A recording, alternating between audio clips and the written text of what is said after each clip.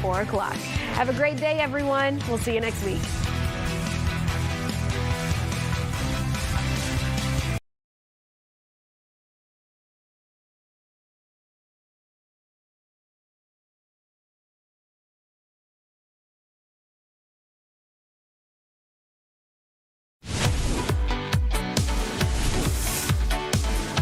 Hey everyone, welcome on this Friday. I'm Eric Perry. Thanks so much for watching your Fox 5 News Live during this 1 p.m. hour. Good to have you with us. A lot of things we're talking about. Several Juneteenth celebrations taking place around the country and across our area here in Metro Atlanta. We're also going to be sitting down and talking with an actor and director of Cinderella. It is a local production by the True Colors Theater, a wonderful program here in Metro Atlanta. So we're going to dig a little deeper into such a classic there. But first, we want to start with some breaking news, unfortunate news. This is out of Putnam County after last night's weather came through. We'll get you to some video hopefully a little bit earlier.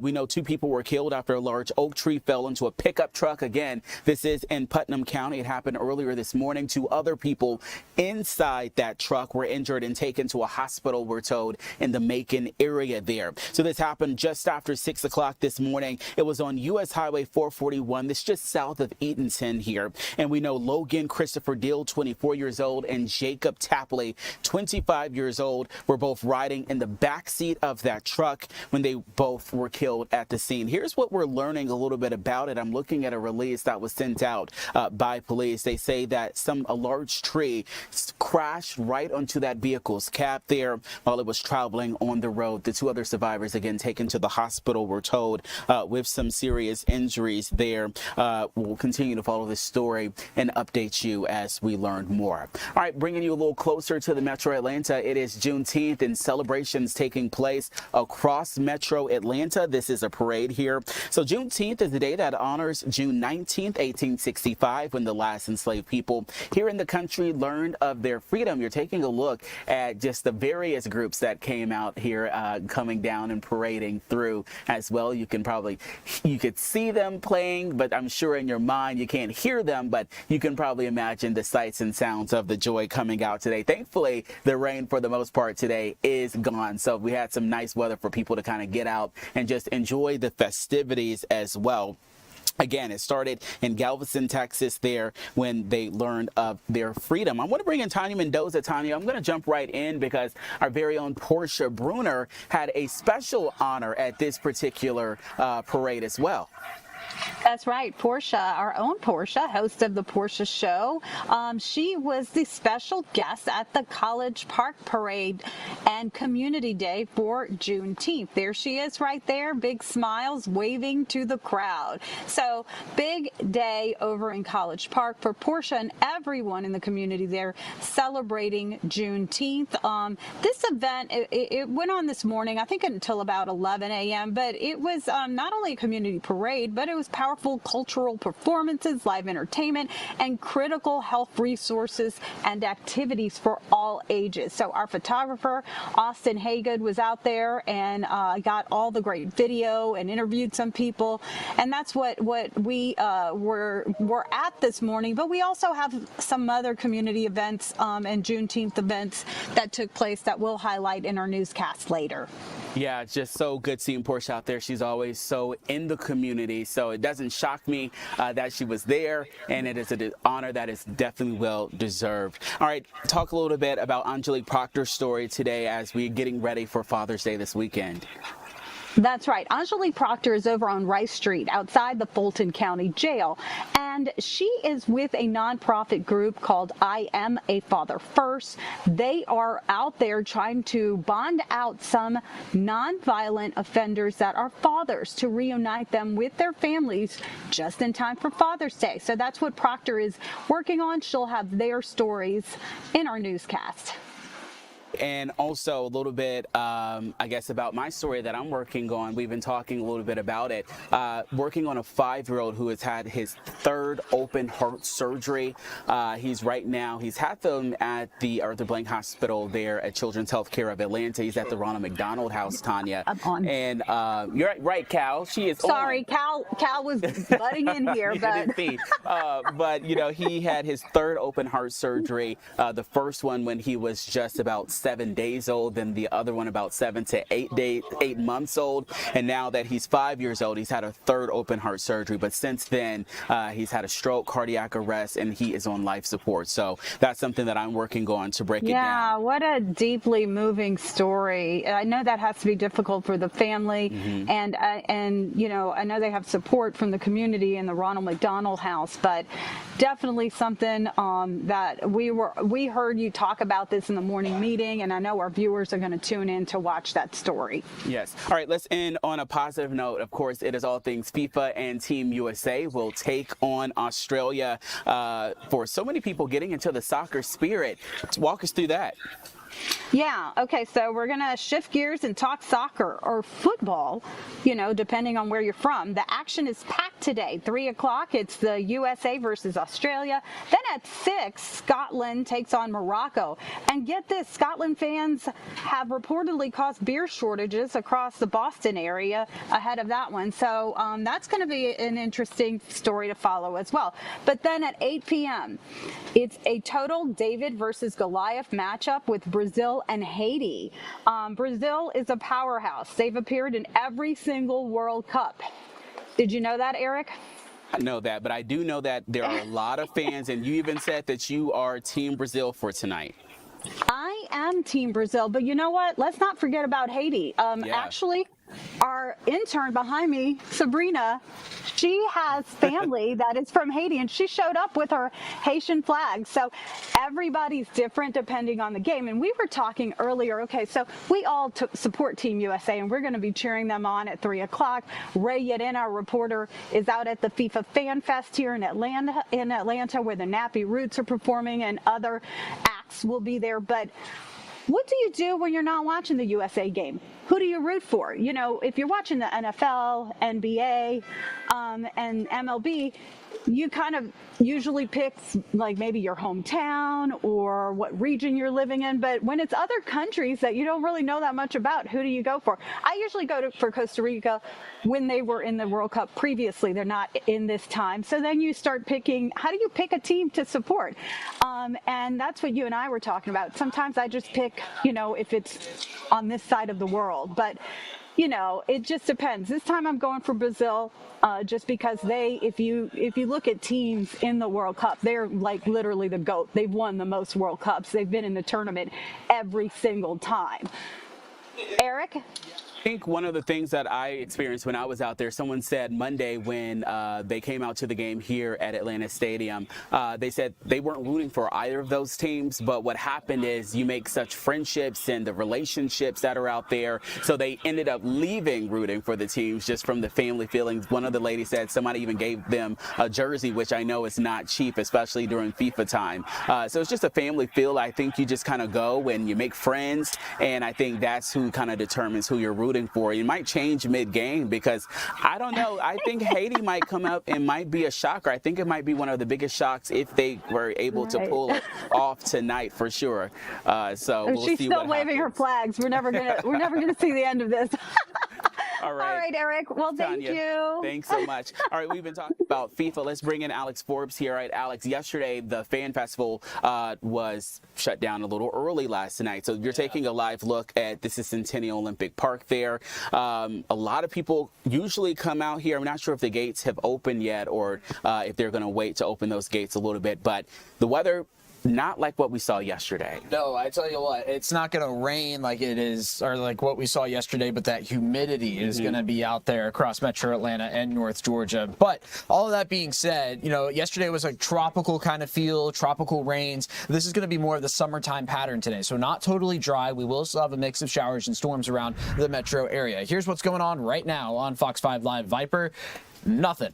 And I would like it to stay that way. Unfortunately, I don't expect it to necessarily do so. Take a look back over into Alabama. Flash flood warnings in effect south of the Montgomery area. What I'm watching for is if this cluster of storms further toward the north, towards Meridian, Mississippi, stays as far north as it is, because if it does so, that would bring some showers and storms into the south side by the time we get towards the evening hours tonight. But look at these rainfall totals over the last 24 hours. Of course, all of this considers, up through 105 yesterday. There was rain before 105 yesterday in many of these spots, but southern Georgia, southern Alabama really got soaked. Parts of the metro area saw over 2 inches of rain, and then as we find our way over into South Carolina, those numbers begin to taper off. Out the door for the remainder of the day today, we're going to call it mostly cloudy, partly cloudy.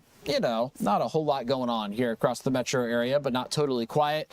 88 is what I've got for Covington today, 86 in Noonan, 85 in Griffin. 88, by the way, is our average high. So Atlanta expected to be just a degree or two shy of that here into the afternoon. And that's about where we're going to be here for the next couple of days. Oops, clicked one too fast. Let's go back to that. Let's talk about these high temperatures. Now, here's the thing. The humidity is going to be out there. It's going to make these numbers feel warmer than what you see here, but it's not that oppressive late July, summertime stuff just yet. So if you're trying to go out to the Fan Fest for today, try to hit the FIFA game Sunday, hit the FIFA game Wednesday, just be prepared for summertime in Georgia, I think is going to be the best way to put it. Heat, humidity, scattered showers and storms. The best chance of rain here over the next couple of days appears to be Tuesday at about 50%. So none of these days are a washout. That includes Sunday, which is Father's Day, also the first day of summer. Getting into next week, we will enter a slight drying trend, if you will. Still hang on to a 30 and 20% chance of rain by next Wednesday and Thursday. And Eric, believe it or not, that is getting into late June. This year is just flying by. The fact that we are just so close now to 4th of July. Couple of weeks away. 2.5 weeks. I know you might not be prepared to talk about this, but I'm sure all this rain has helped with the drought. I am. And you know why? Because they asked me at 11. So, well, there you go. One click away. So I didn't show this on Good Day this morning because obviously that is a great sign, right? You're getting the colors sliding down on the scale. Most of the areas in moderate drought. However, this does not factor in the rain we just saw. So we'll get an update to this next Thursday. The new measurements will be taken on Tuesday. We'll get an update on Thursday. I expect a good chunk of this to be wiped out, just abnormally dry conditions, because what we saw was that soaking rain. It rained for a couple of hours. It wasn't that quick downpour that you got an inch and half of it ran off. So yes, saw some improvement in this. I expect more improvement next week. All right, Alex Forbes, thanks so much. And before we go, we've been talking a lot about FIFA. Just a little update on the World Cup and the matches there. So this is Centennial Olympic Park, that huge fan festival, a great time. I was out there earlier this week here. So just a little update for you. USA will take on Australia today at 3 o'clock. Of course, you can watch that at Fox 5 Atlanta right here. 6 p.m. it's Scotland and Morocco. They will play at Boston Stadium. And the face-off tonight, 8:30 in Philadelphia. Then there's another match, a late one there, Turkey and Paraguay. It is San Francisco. That will play 11 o'clock tonight. All right, when we come back, we're going to talk a little theater. We have some special guests joining us from a production here in Atlanta, Metro Atlanta, of Cinderella, how they're putting their special twist on it. When we come back, you're watching Fox 5 News Live at 1.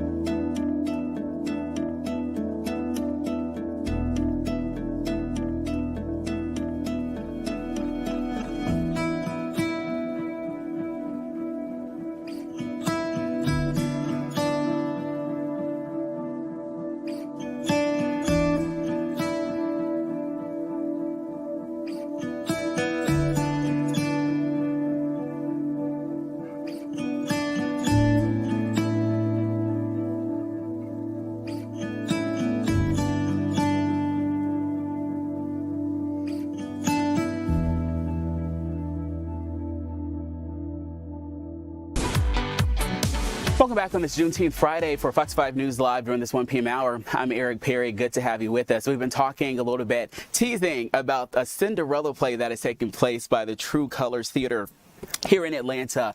Iconic if you're in Atlanta, really across the nation here, their name. They put on phenomenal productions, and we are honored to have two people with us. Jamil Jude there, who is the artistic director, and we also have Brandon Smith, who plays the prince in all of this. We're going to jump into the characters first, but Jamil, I want to start with you. Talk a little bit about, it is Juneteenth, about the importance of Black theater companies and telling those stories here, especially in Atlanta and in the nation. Well, in honor of Juneteenth, the Black storytelling is all about liberation. It allows us to see ourselves in ways in which in our normal lives we may not get the opportunity to, right? There's so many forces that try to constrict the ways in which Black people have an opportunity to see themselves. So by inviting people to Cinderella, a fairy tale where we get to see ourselves, in our joy and our jubilance and all of our fantastic nature, is exactly why True Colors exists and exactly why everyone needs to come and see Cinderella. All right, people are looking at some of the video of the production. There is a unique twist about this. Brandon, Cinderella is a story that many of us, we knew from birth. Our parents probably read it to us in the womb. How do you guys make it fresh, and what is that special spin that you guys are putting on it for the audience in 2026? Absolutely. Well, we are putting it in the 80s. Cinderella is taking place in the 80s, and it is a beautiful spin on the original story by Rodgers and Hammerstein. So much fun, and yeah, we are really going all in with this production. You get yourself into character. What is something that you do, and what is something that you learned as you were creating this character and making it your own? Absolutely. I feel like whenever I get into the role, I like to go back through the script and find certain words, especially with this script. There are so many words that you really have to pay attention to, because if not, they'll slide right by. But this is definitely one that, we get to dream with. I feel like the prince is a dreamer, and that's where everything starts, is with a dream. Talk me through a little bit about this production, kind of same question, what makes it unique, and as the artistic director here, how do you tell that story for someone who might be 90 years old but still maybe a 4-year-old? They all can take something from a message like Cinderella.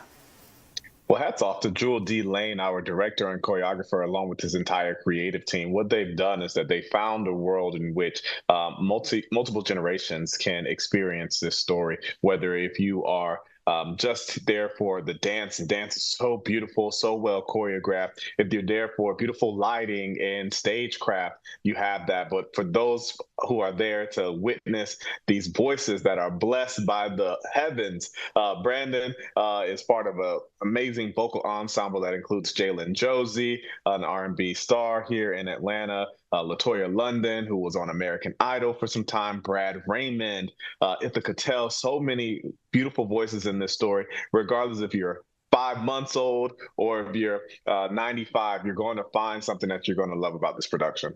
All right, walk us through a little bit. You mentioned the music. Talk about the music. Are we going to get that 80s spin when it comes to the orchestra? What are some of the songs that are sticking out to you? Brandon, how are you getting into the character of the prince? And talk a little bit about the music of all of it. Production is led by Robbie Raw. Also, our music director is also Chris Brent Davis. The music is so beautiful. We do our spin on it with a lot of flavor, I guess you could say, with a lot of classic music like "Do I Love You Because You're Beautiful," "The Loneliness of Evening." The Prince is Giving a Ball, but there's a lot of flavor. I keep saying that word because I really do mean it. It is so exciting to get to tell this and to tap into the Prince and a different version of the Prince than we're used to. I know that's where my excitement lies. And before we go, Jamil, talk a little bit about when the show is over. What do you hope the audience takes away? What is the message? What is the feeling that you hope resonates with the audience that came out? Well, Jewel D. Lane, he has given us this hashtag "Do It Like Cinderella," and with that, he's trying to say that inside of us, we already have the things that we are capable of. We just need someone to unlock it sometimes, and sometimes it comes in the form of a fairy godmother and all her fabulosity, or it comes from some internal drive and spirit that lets us know that the ways in which we have been presented don't have to limit us, that we have an opportunity to see ourselves in the future. And that's what I hope people walk away from, that they can see themselves in this narrative and know that, oh, I am capable of so much more than what circumstances around me are trying to limit me to be.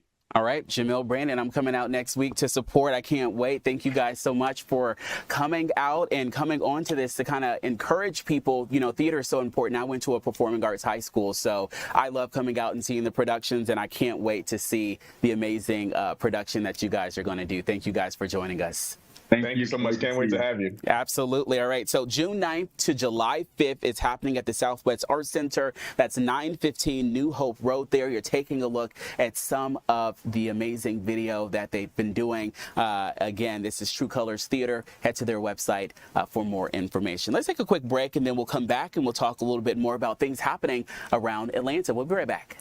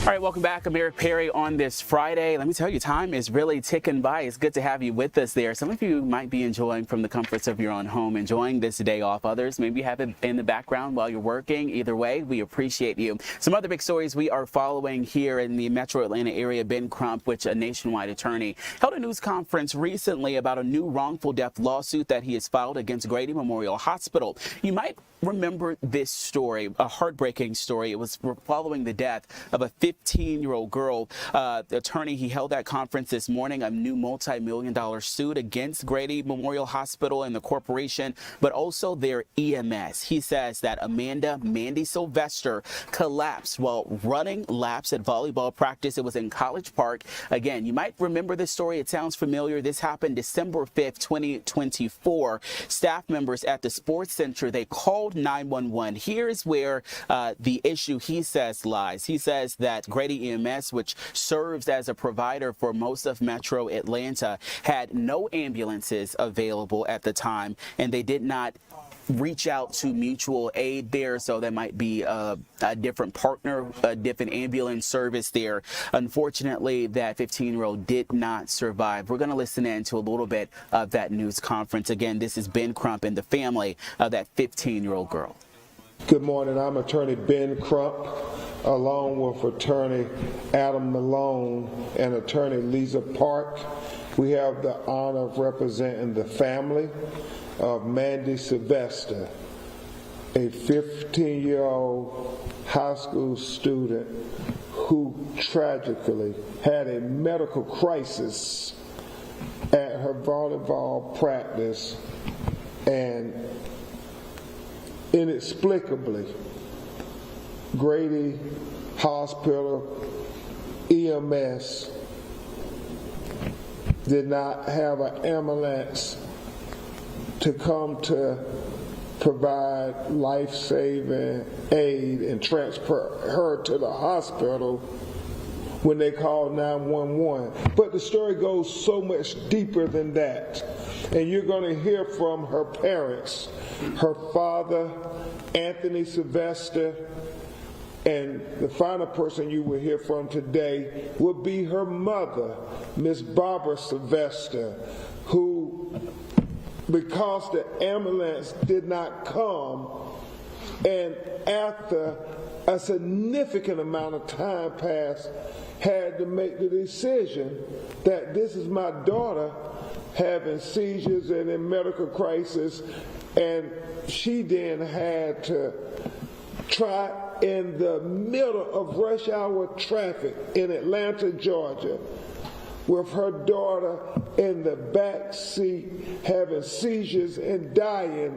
She's on the 911 line talking to the operator about, I need help. I'm trying to save my daughter's life. And tragically, time ran out.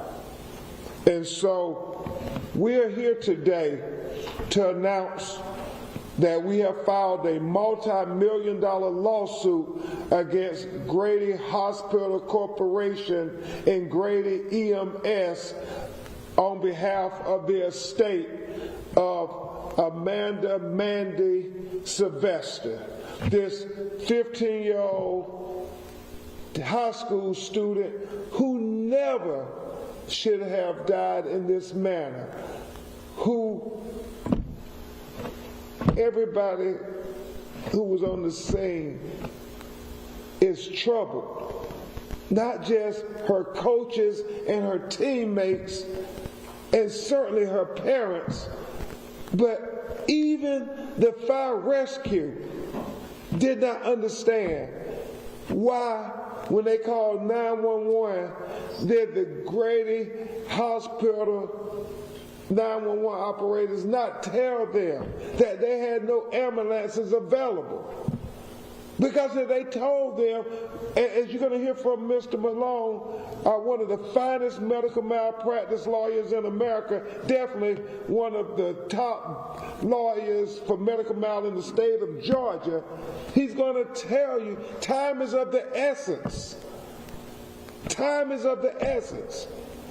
And so had they known that Grady did not have any ambulances available, they could have had more precious minutes, at least 25, 30 minutes, to try to come up with a solution to save this baby's life.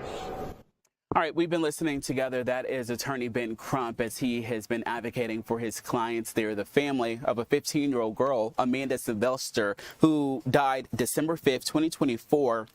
After she was at volleyball practice. They called for an ambulance, and they claimed that Grady had no ambulances available, and that is why she unfortunately did not survive. They're saying that Grady should have reached out to one of their local partners or done something more to help save the life. So we were listening into that. I also think we have her mother as well, Barbara Sylvester. We'll listen into her emotional pleas that we heard this morning during that press conference. Hi, my name is Barbara Sylvester. I'm sorry. Amanda was my daughter, my baby, the youngest of 4 kids. And that day, I took her to volleyball practice like we've done many, many, many times before. I dropped her off. She ran in, and I parked the car. And I put my seat back and pulled out my Kindle to enjoy some peace and read while she was in practice. And a few minutes later, I get a phone call.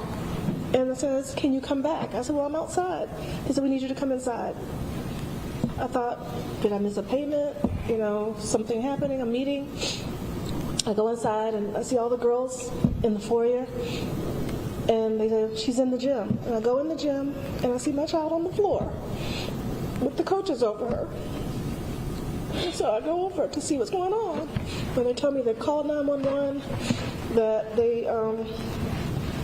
that she collapsed, and that they thought she was having an allergic reaction and that she didn't have her EpiPen. When I told them, she doesn't have an EpiPen, she's diabetic. And about that time, the fire EMS arrived, and they came over and they started looking at her and assessing her, and they asked me, "Do you want her to be transported?" And I said, "Yes." And they said, "Well, where?" And I said, "Choa, because that's the only hospital I know. That's where we've always gone." And then they started assessing her and, working at her. And, we wait and we wait, and no one shows up. And Mandy's, seizing, and she's not getting better. And they asked me again, "Do you want her transported?" And I said, "Yes." And, we wait. We wait some more. And then I'm told there are no ambulances available. And it took a minute to process, because I did not know that was a possibility, that help wouldn't come. And then we had to figure out, well, how do I get my child help? She needs help. And then we're told there's no other way to transport her. And so we put her in my car. And I leave. And I immediately get stuck in traffic. And I don't know where I'm going. I do not live in Fulton County. I do not travel on that side. That is not my side of town. All I knew was I'm going to Choa. So I put that in the hospital I know. So I call the hospital to let them know I have my daughter in my back seat. Something's wrong. You can hear her struggling in the back in a lot of pain. And I tell her, I'm trying to get to Choa. And she goes, "Well, it sounds like you're closest to Hugh Spalding." And I said, I don't know where that is. And she says, "I think that's the closest hospital." So I put that in my GPS, and I follow my GPS. It took me 45 minutes to get my child to the hospital. And in that 45 minutes, I listened to my baby be in pain and struggle. And then when I got to the hospital, I had to drop her off because I had to go park. I couldn't stay with my baby. Oh my God. And by the time I got back inside, she was in cardiac arrest. And I never got to talk to her, hold her, like my child again. This has been the worst experience any mother could ever have. And it hurts every day. And every day when I drive to work, because I work downtown, I pass these big billboards. And they say I wouldn't be here without Grady. And I would give anything for my child to be on one of those billboards. But instead, I get to say, I would be here, but for Grady. That just breaks your heart. You were listening to the mother of that 15-year-old Amanda Sylvester there, who died in December of 2024 during a volleyball practice. She collapsed. The family is suing Grady Memorial Hospital, that corporation, but also the EMS services, as they claim that they just didn't have any ambulances to take her from where she was to the hospital there. They are a major provider here in our area. They're also claiming that they should have partnered with surrounding ambulance service or done more to help save that little girl's life there. So that was a news conference that we have been listening to a little bit that happened earlier today. We'll continue to follow this story to see where it progresses, and we'll keep you updated. Really does break your heart on this Friday. Some other stories that we are following, those takeovers of intersections still happening. Let's take you here in Atlanta. This is where they say last Sunday they arrested 7 people during an illegal takedown. This was in southwest Atlanta. I believe this is from the helicopter there, but you can see they really took over. So this was what they're called the Phoenix Air Unit. They also had Georgia State Patrol units there as well. So this was at the intersection of Anderson Avenue and MLK Jr. Drive. They took over that area. There's no question to put it, but these are the 7 people that they were taken into custody there. They used their helicopters to track them down. This is some dash cam video. I think they partnered with GDOT as well. Looks like a Dodge Charger that is one of them involved. Really dangerous as well. You can see people on top, the smoke and everything that's going on there. What we don't know if there are still looking for additional suspects in this case here. But again, those not teen takeovers, but those intersection takeovers have been so prevalent there as we are working to learn a little bit more. Now let's get you to another story. This also involving Atlanta police. Our Angelique Proctor was on this story just yesterday. This video shows an encounter here which has prompted an internal investigation as they're raising questions about their actions during some sort of an incident there. The footage shared to social media appears to show several officers confronting and pushing a man at the ground. This is near Center Park Stadium there. So this is over by the Old Turner Field in Summerhill area, very popular area here. Police say they became aware of community concerns after the video began circulating online there. So now there is an internal review that is taking place there. So all of this is coming from cell phone video here. They're trying to figure out at least 4 people were arrested during this response, including the man that's wearing the backpack, which some people are saying they used too much force in this. So in a quote from Atlanta police officials have said the Atlanta Police Department takes all concerns regarding officer conduct and public safety seriously there. So they say they will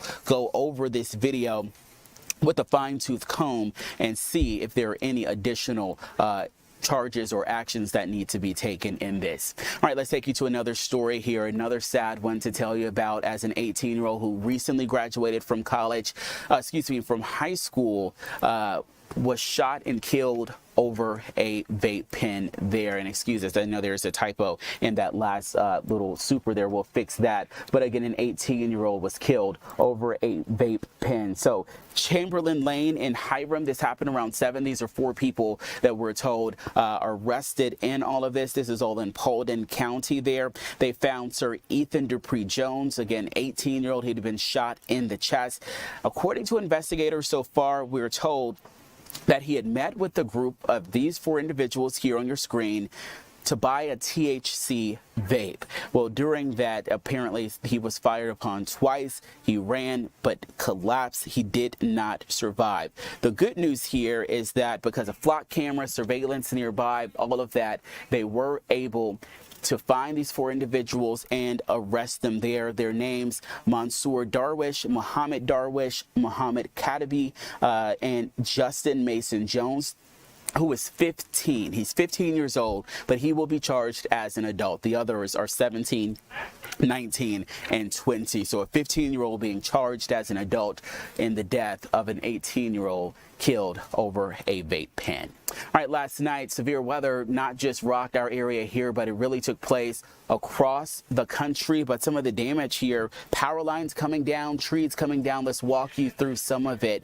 So first of all, thousands were left without power there. And we have some video to show you at some point here. But cleanup efforts are underway. Overall, statewide, nationwide, 7,000 customers remained without power. So we're still working to learn a little bit more about what happened. We know there was an individual who had a tree come down on his property. Let's listen to him. That's an old oak tree. I really favored that tree. It's been there since forever. I've been here 14 plus years, and it's provided great shade and comfort to our property. Yeah, and so it just missed my shed too when it come down. So I would say that it came down pretty gracefully. So nevertheless, it did take out a section of my fencing that is really not that old. I just had that fence put up back early spring.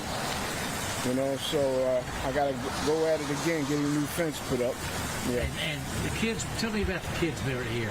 Well, my daughter was very alarmed. My kids, I have a son, and they're older. They're in their early 20s and teens, and they called me. I was at work, and I was supposed to hold class tonight, but I figured I better send out an alert to let the students know not to show up because of severe weather. So I sent out the email, and I said, I'm going to go on home and find out what's going on around the property, because they were telling me trees are down, the power's out, the neighbor's car is smashed next door to me. His car is smashed, tree come down on it. My neighbor's got a tree down on his back porch back there, and the power lines come down, and it's pretty nasty all up through our subdivision. So, you know, I said I better get home and see what's going on, and you know, assess the damage. Did the kids heard the tree coming down? Yeah, they said they heard a big boom, and next thing you know, they heard another boom, and that was the tree coming down.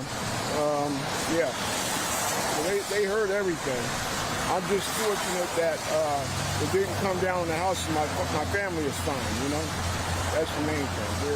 We're okay. You know, we just got cleanup to do now. And it's like I told my kids, we're going to just clean up, cut it up, and stack it up, because that's some good firewood right there. Yeah. Well, that is a positive way to look at it. We're grateful that he is okay. Continuing across Metro Atlanta near the Georgia Tech campus, a large tree crashed into an apartment building there. We talked with one of the people who lived there. He said he got the emergency alert from his college, Georgia Tech, but when he returned home, that's when he found that tree. Take a listen to what he had to say. Went downstairs and just sounded like a freight train coming through the area here. Power went out, toilets all drained. It was pretty insane this morning. Like, I woke up and there was debris and stuff hitting the window. I kept receiving the text to my phone telling me to seek shelter, so I grabbed my dog and jumped in the tub. I feel divinely protected because it looks like there's been some rough parts, and we are lucky to have no broken glass, no one was hurt. All right, so what we've been listening to is remnants of the tropical storm, now former tropical storm Arthur, as it made its way across. That was residents who lived in New Orleans. So they saw a lot of damage and flooding there in the aftermath there. So that happened yesterday as well. Tree limbs were broken, damage to several homes and cars in different buildings there. Tropical storm Arthur is the first named storm in the Atlantic hurricane season. So that was, again, remnants of tropical storm, now former tropical storm Arthur, as it went through Louisiana. Let's leave you with this. Pigs swimming through the floodwaters. Pretty intense there. Images here. This is in Heavy there. They're trekking through in southeast there. This was in central Louisiana. Look, they have to survive some way or another. So 4 pigs, they were able to be put on a boat and rescued there as the heavy rains caused some flooding, and they survived. They said, I'm not going to be a victim to this, and they were able to be safe and saved as well. Let's take a quick break. We'll be right back.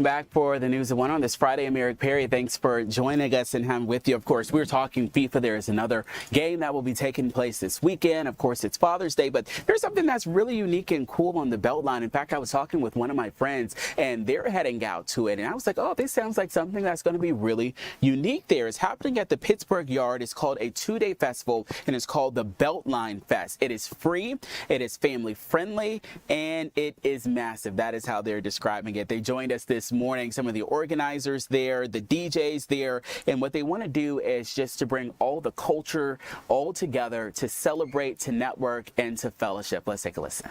Good to have you both here. Thank you for having us. Yeah. Of course, welcome. Okay, so I have to say huge welcome to you, first of all. You know, you're here in the USA. You've got this set going.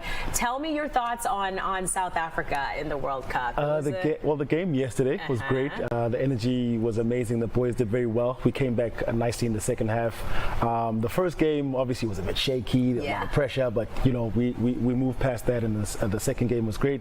The energy towards the energy in the country, right? And obviously here is amazing. Everyone is looking forward to the third game. I think the boys, you know, have really upped the ante. Yeah, so we're excited. Good. Shout out Bafana. Shout out. There you go. I love that. It's so fun to, you know, we were talking earlier, it's the pride that everyone has in their country. It's not 100%. About the team, it's about the culture, it's about your country, all that stuff. So it's really cool to have so many folks here in the US celebrating the World Cup, excited about the World Cup. And one of the ways to show that excitement and to be in the center of things is happening this weekend. So share with us about this. Yes. So this weekend, Saturday and Sunday, from 10 to 7, we have a free, totally free, family-friendly event. It was really important for us that we wanted to give residents, visitors, a way to really celebrate the Cup culture and community. And so we're having this 2-day festival of music, cultural experiences, dance classes, food, and lots of local vendors. And some fabulous performers. Tomorrow we've got Toby Wigwe and Busta Rhymes, and then we also have my friend DJ PH. Yeah, a very big deal. And we're going to talk about your part in all this in just a second, but I love that this is happening at Pittsburgh Yards because you talk about the culture of Atlanta. I mean, it doesn't get much more Atlanta than where this is being held. Right? Correct. And we're really excited because last week we actually opened the final segment of trail that really connects the east and west side. So now you've got 17 miles of connected Beltline. And so when you're coming to the festival or you're wanting to enjoy Atlanta, you can go on the Beltline. Perfect place to be. And I think Paul said the weather might even cooperate with us this weekend. It is. Yeah, there we go. Thumbs up. It's going to be fabulous. I know. Made sure I bring the good energy, clear the brain. Bring the good energy. So for those not familiar with your sound, with your music, kind of give us, you know, a taste of that, a little bit of what we can expect from that, and just how you're feeling about being a part of this. I mean, if you're gonna listen to me, it's probably the time of your life. You'll have the time of your life. I've been around for 19 years. I've been doing this for 19 years. You're 19. So what do you mean you've been around? You're 19. Why, thank you. So I mean, I've been doing this close to about the same time that, you know, Beltline has existed for about 20 years. Yes. So I've been DJing for 19 years, and I've been very fortunate enough to build a brand of keeping dance floors, right? So yeah, that's what I'm trying to ensure tomorrow, and just bring the South African energy. So I'm out here with the delegation, you know, with the minister and a whole lot, just to bring South Africa to the world, and that's what I intend on doing tomorrow with this weekend with the music. Yeah, just collaborating South African sounds with obviously, you know, sounds from around the world. That's and also not just sounds, clothes, everything that I'm wearing is South African as well. Nice. And everything that I'm wearing, this bag is South African, the top, the pants, everything. Yeah, show off that bag. Hold that bag. This is a Grady Africa bag, and then this is a company called Gal X Boy. Gal X Boy, it's like boy, girl. This is We Are Gods, and then the accessories also local, and the shades are local as well. You are South Africa head to toe. To the core. To the core. Yeah, so music and culture is what we're bringing, and I got to make sure that we represent. That's so cool. What's this like for you? I mean, this is absolutely a global stage. So to be a part of this and to be in the mix on all this, how does that make you feel? I won't lie. I mean, yesterday watching the game, I got a bit emotional. You know, I was like, oh my God, I'm here. It's the World Cup. You know, the game was also amazing, and then to be a part of a conversation like this, speaking and representing my country, I am very grateful and privileged, you know, to be able to do that, and being a part of festivals like Beltline as well is an amazing thing. So I want to shout out, if you don't mind, just the minister Mr. and his team and everyone involved in their team as well, just for having us here and being able to do this. Yeah. Well, we're going to hold you to keeping that dance floor packed because you said it here, so we're expecting some. Bring your dancing shoes. Okay. I'm going to need you to bring your dancing shoes. We can make that happen. We can, and this really is something, Megan. I mean, this is for the whole family to get out and be a part of, right? This really is. We've got something for everyone. So we've got DJs, we've got music, we've got a kid zone, we've got soccer pitches, we've got a vendor market. So from grandma to grandchild, we've got something for everyone. So fun, so fun. So want to mention this too as well. This is not something you said free. Do we need to sign up ahead of time, or is this like, do you just show up? Like what's the? You can totally just show up. We recommend that you RSVP online because then we can send you kind of the latest and greatest of what's happening. Okay. Totally free to enter. Parking is limited, so we do recommend that you use the Beltline. There's free shuttles from West End MARTA station, and there is some park and ride, use of micromobility, but there's lots of ways to get to the city. There we go. Okay, so if you've got questions about what you are doing this weekend, this needs to be what you get into this weekend. Atlanta Beltline Fest. All right, very cool indeed. And yes, take the Beltline. Those shuttles are going to come in handy for sure there. All right. We want to bring in Joyce, who always has her thumb on what is trending across Metro Atlanta. Joyce, this first story you're talking about, first of all, happy Friday. This first story that you're talking about has been something people have been talking about since it broke. The teacher, and there's something that's new coming out, it seems like, every single week. Yes, they've definitely been talking about this one. So new search warrants are revealing a new twist in the case against the former Douglas County teacher, Maris Nichols. Investigators say they were looking into claims that some students may have threatened to expose Nichols' alleged OnlyFans account in exchange for better grades. The warrants don't say whether those claims were ever verified, but detectives are definitely trying to get those records from OnlyFans. They are also trying to get their hands on a school laptop, cell phones, and some other digital evidence. Nichols, of course, has already been accused of multiple sex crimes involving multiple students. I think there's actually about 6 students named in the warrants. And this is still a very active investigation. So who knows what's going to come out next, Eric? Comes out. This story has disturbed so many people, and rightfully so there. All right, well, let's stick with law enforcement on people on the other side of the law. There's a new song coming out. South Fulton, they have really been on top of their social media gang, and now they have a song to go with it and a video.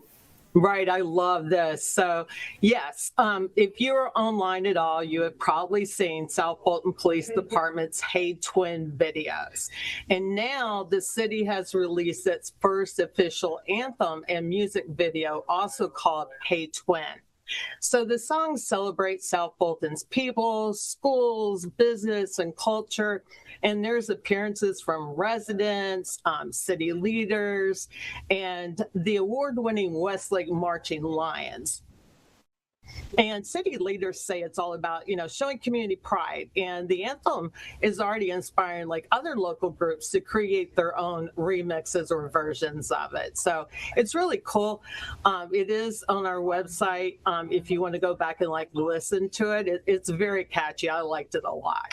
Joyce, what I love about this is whenever I talk with police officers, they really are focused on bridging that gap in the community. And I think South Fulton is doing a good job with that, bringing in the young people, bringing in the youth, bridging that gap and creating that relationship with officers and with the community as well. So I appreciate that, and thanks for bringing that to us. All right, so Juneteenth is happening today, and this weekend there's so many events happening. Walk us through a little bit of them. Oh, gosh, yes. It's going to be so busy in Metro Atlanta this weekend. We got the soccer games, of course, that are happening. And the Juneteenth parade is taking place tomorrow, also right in Atlanta. I think it starts around 10 o'clock. And then after that is the festival over at Piedmont Park. And, they have a lot of great food and live entertainment and craft vendors. It's really a good time. There's a bunch of other Juneteenth events also happening around Atlanta and North Georgia. And of course, we have a list for that. And Father's Day, you mentioned, that is Sunday, and we have a list for Father's Day. It's mostly restaurants that are offering like special deals for fathers, but there's a few activities on there too for, family friendly type stuff that you could take your dad to. And last but not least, we have our usual things to do list on the website, and it is packed also this weekend. So, I mean, if you're looking for something to do, all you have to go is to our website, and you'll definitely find the information.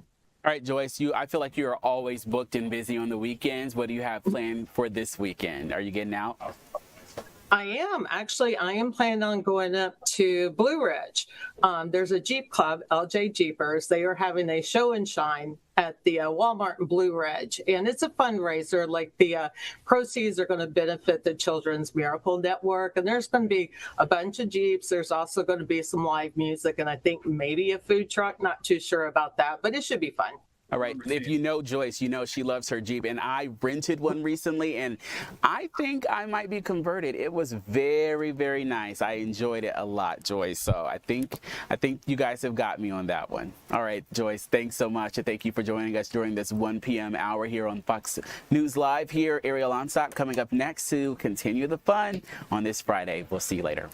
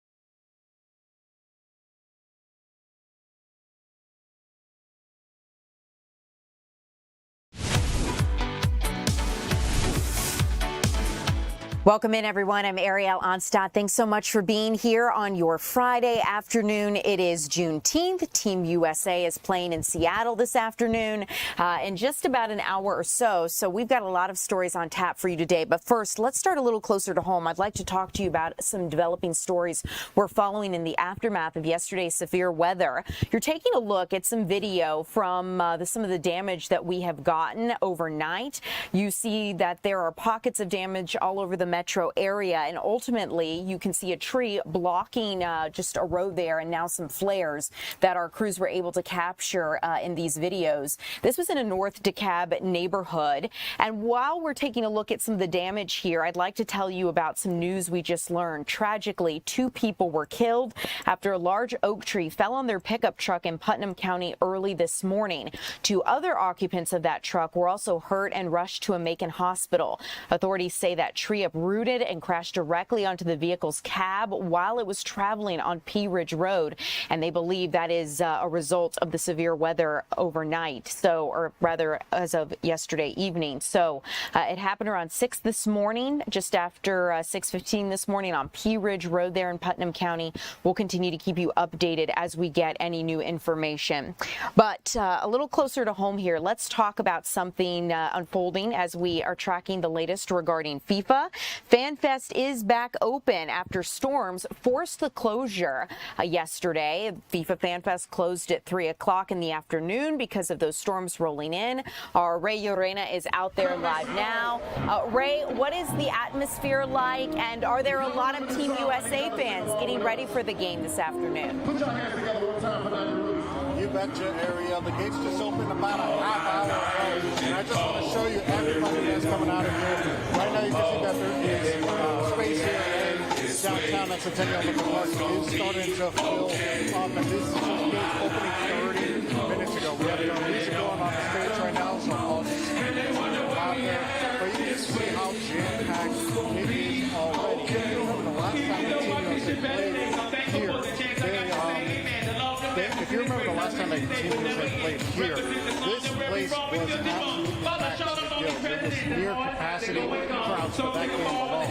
Later on tonight, Brazil is also going to be playing here, and that last time it was here, it brought in tens of thousands of people, so that's going to be at near capacity as well. So we're starting to see people file in. People are hoping that Team USA can pull out the win. Last week, they won 4-1 against Paraguay. That game put them in a good spot for good play. If they win their game versus Australia today, they could potentially clinch their way into the knockout round, the round of 32. So that's why today's game is so pivotal for Team USA. And the fans are packed here to take a look at knowing what's on the line here. Now, earlier today, we talked to a family that actually drove down from Chattanooga to watch the game here at FanFest, and they say that the experiences of watching the World Cup with all these different cultures and all these different countries was one of the main driving points for them to wake up early and come here. Take a listen to what they say.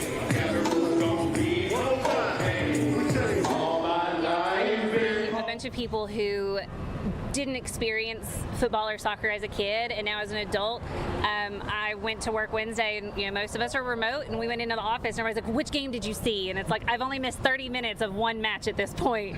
So it's like, which one do you want to talk about? But it's exciting because people are seeing it, they're seeing scores, they're seeing people experience America. Like, it's really warm and heartwarming to see the kids and the visitors.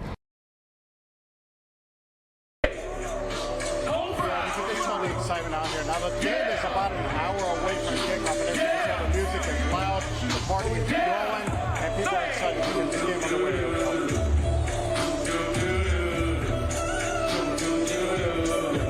Ray, I know it's really loud out there, and there's a lot going on.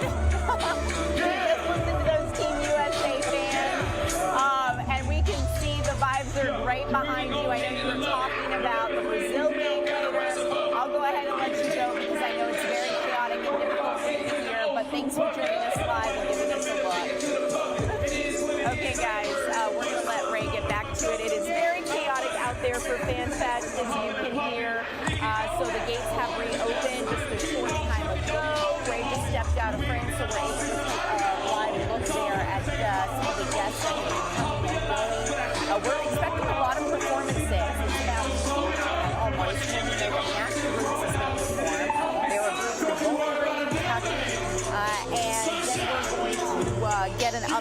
on some other groups set to perform. We expect Atlanta's very own Black to perform around 8 this evening, later today.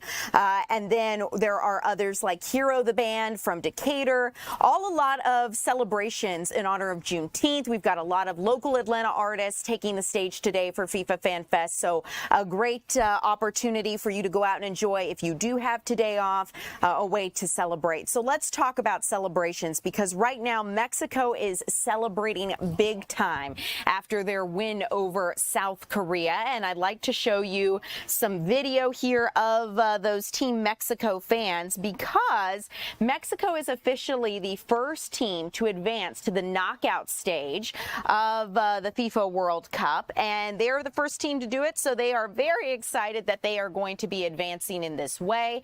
Mexico defeated South Korea on the outskirts of Mexico City, its first World Cup victory on home soil, after also opening with a win over South Africa.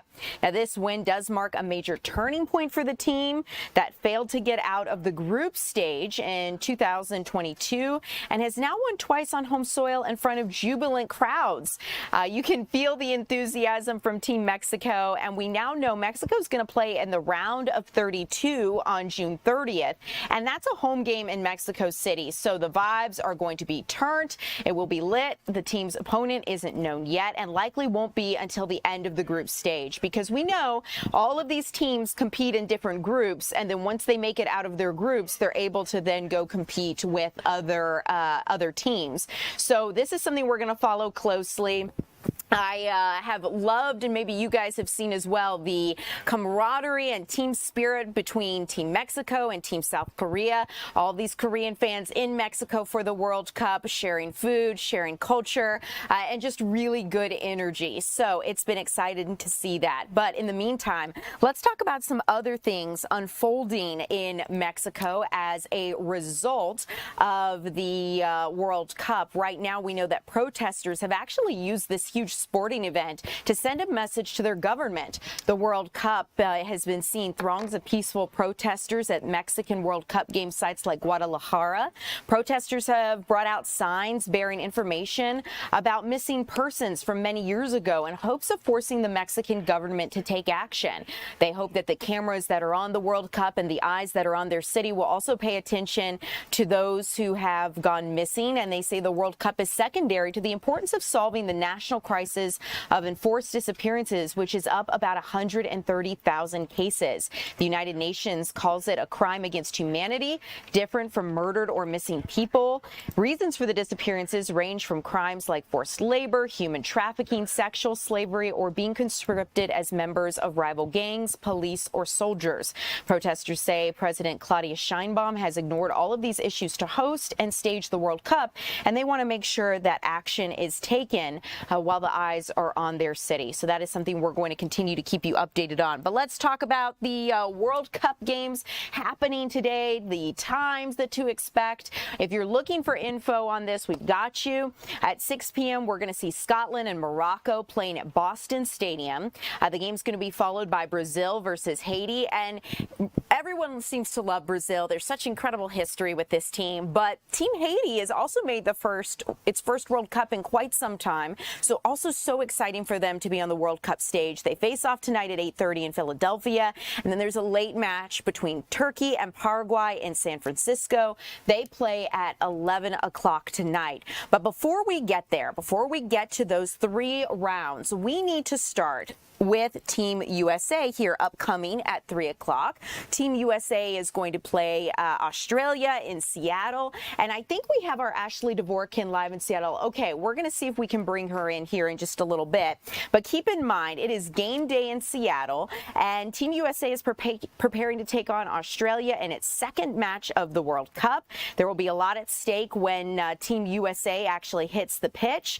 There has been a historic win that Team USA has had against Paraguay. You got to witness that, and you know, it was a 4-1 score, and a lot of people didn't think that Team USA was really going to be as great as it has been.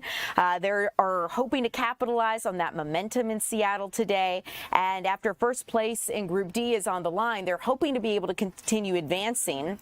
Like I mentioned, Mexico has been the first team to advance in the knockout round, and now Team USA is looking to do the same with its potential win against Australia, right? They haven't played the game yet. That is expected to take place at 3 o'clock this afternoon. The two teams last played each other in an international friendly back in October. That was Australia and Team USA, a match that the United States won 2-1, and players expect this meeting truly to be just as competitive. Both teams won their opening World Cup match, meaning today's winner will be in control of Group D. And one thing to keep in mind, we've seen soccer star, U.S. soccer football star Christian Pulisic recovering from a calf injury, and the U.S. men's soccer team has confirmed he will not be playing in Seattle today, but he does believe his players can match Australia's intensity. We expect as many as 69,000 fans to be in Seattle for this stadium, at Seattle Stadium for this match. Some made the trip from Australia and say they've been having a great World Cup experience so far. The celebration will start early with watch parties and a fan zone for ticketed attendees there at the stadium. So this is something we're going to continue to keep you updated on this afternoon. Again, that game is set to happen around 3 o'clock, so less than or roughly 40 minutes until it gets underway. Okay, guys, let's talk about some other news here today as we continue at 2 o'clock. I know some of you are wondering what's going on independent of the World Cup, and so that is something that we're going to continue to track for you. So as we move on here at 2 o'clock, we will see if we can bring in our Ashley Dvorkin maybe at some point here in the 2 o'clock hour. But in the meantime, let's talk about, okay, actually, I'm getting some word. Okay, it sounds like Ashley might be good. All right, let's see if we can bring her in to talk about the latest here in Seattle. Let's see if we have Ashley. We're bringing her, switching it over.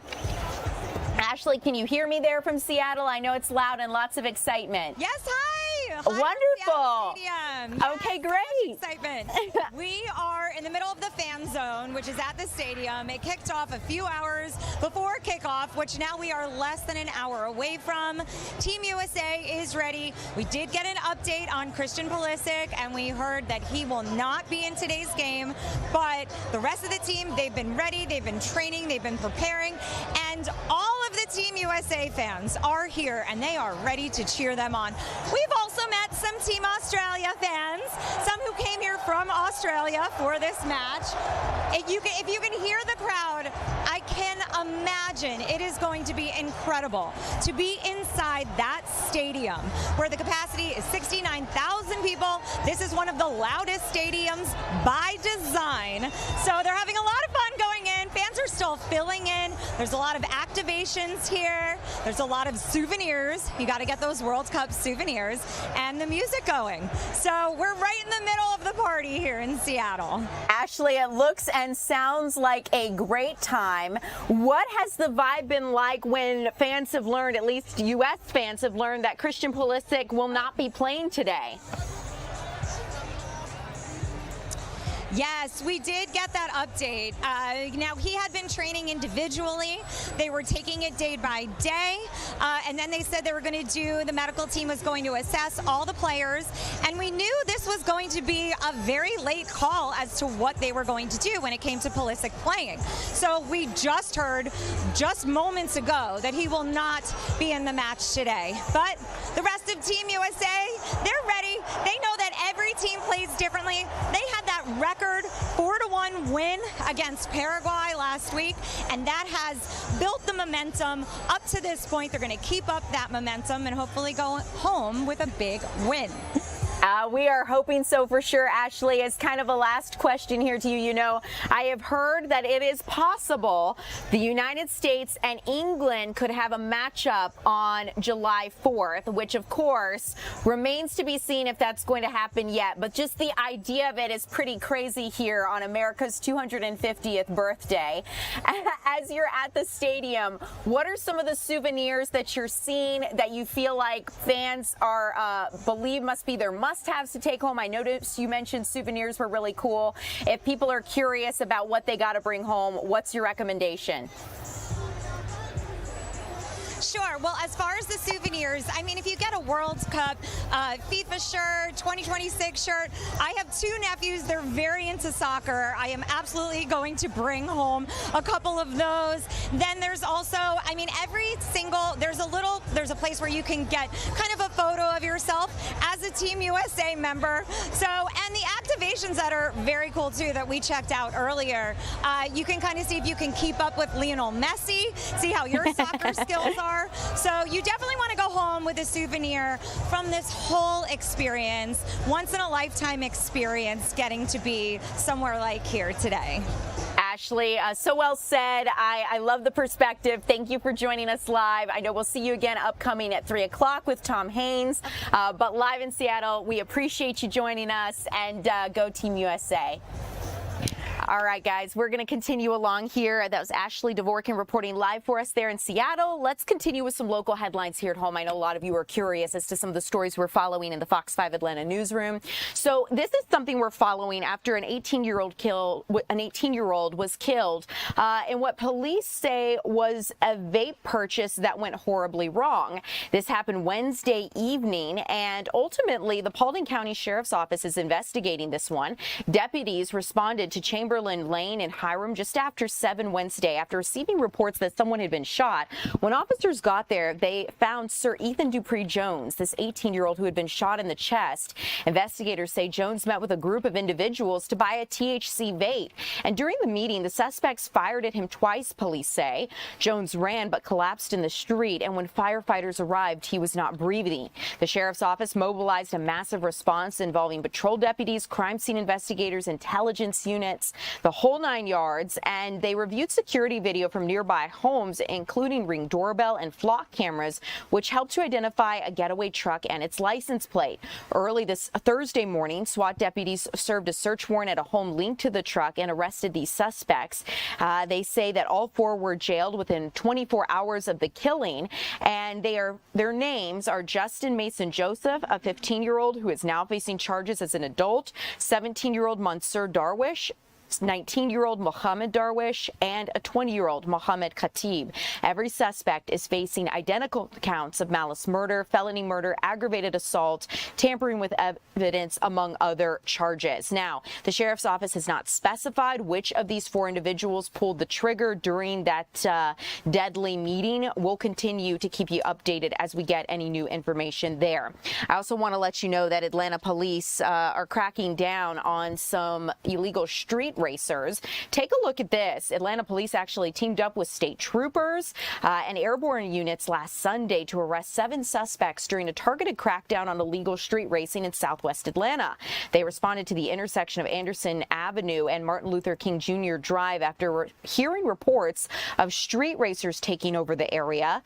They worked with State Patrol and the Phoenix Air Unit to track down those who had started this street gathering, they say. You can see there on your screen multiple people arrested. And at this point, they are continuing that investigation. Let's talk about an investigation underway at the Atlanta Police Department itself, an internal investigation. You're taking a look at a viral video that has surfaced online, posted by the Georgia Followers Instagram account. Ultimately, the Atlanta Police Department is trying to determine whether or not the use of force in this incident was justified. The footage you can see here shows several officers confronting, pushing, and ultimately taking a man to the ground at an intersection near Center Park Stadium. Police say they became aware of community concerns after the video started to circulate online, and they've launched an internal review as a result. Ultimately, the intersection sits near Georgia State University's Central Park Stadium in the shadow of the old Turner Field, in case you're unfamiliar with this area. And authorities confirmed at least 4 people were arrested during the response, including a young man wearing a backpack. The case has been formally referred to the department's Office of Professional Standards for a full review of officer conduct. And I'd like to let you take a listen to a defense attorney that we spoke to who reviewed this case and shared some of his legal perspective. Not knowing what occurred before he went into the street, it is clear he was not being aggressive. He was actually retreating. And it appears that the officers just bum rushed him. knocked him to the ground. He got back up. They rushed him again. About 8 officers took him to the ground, and then you see one last officer excessively kicks him twice with his right leg. This is clearly a case of excessive force. Now, not knowing what took place before he hit the street, but once he got into the street, I saw no resistance from this young man. You've been a police officer before. You've been out there in the heat of the moment. What if the young man was spitting on the officer? That's considered an assault. That is true, but remember, the officer can only use force allowed to combat the force that's committed against him.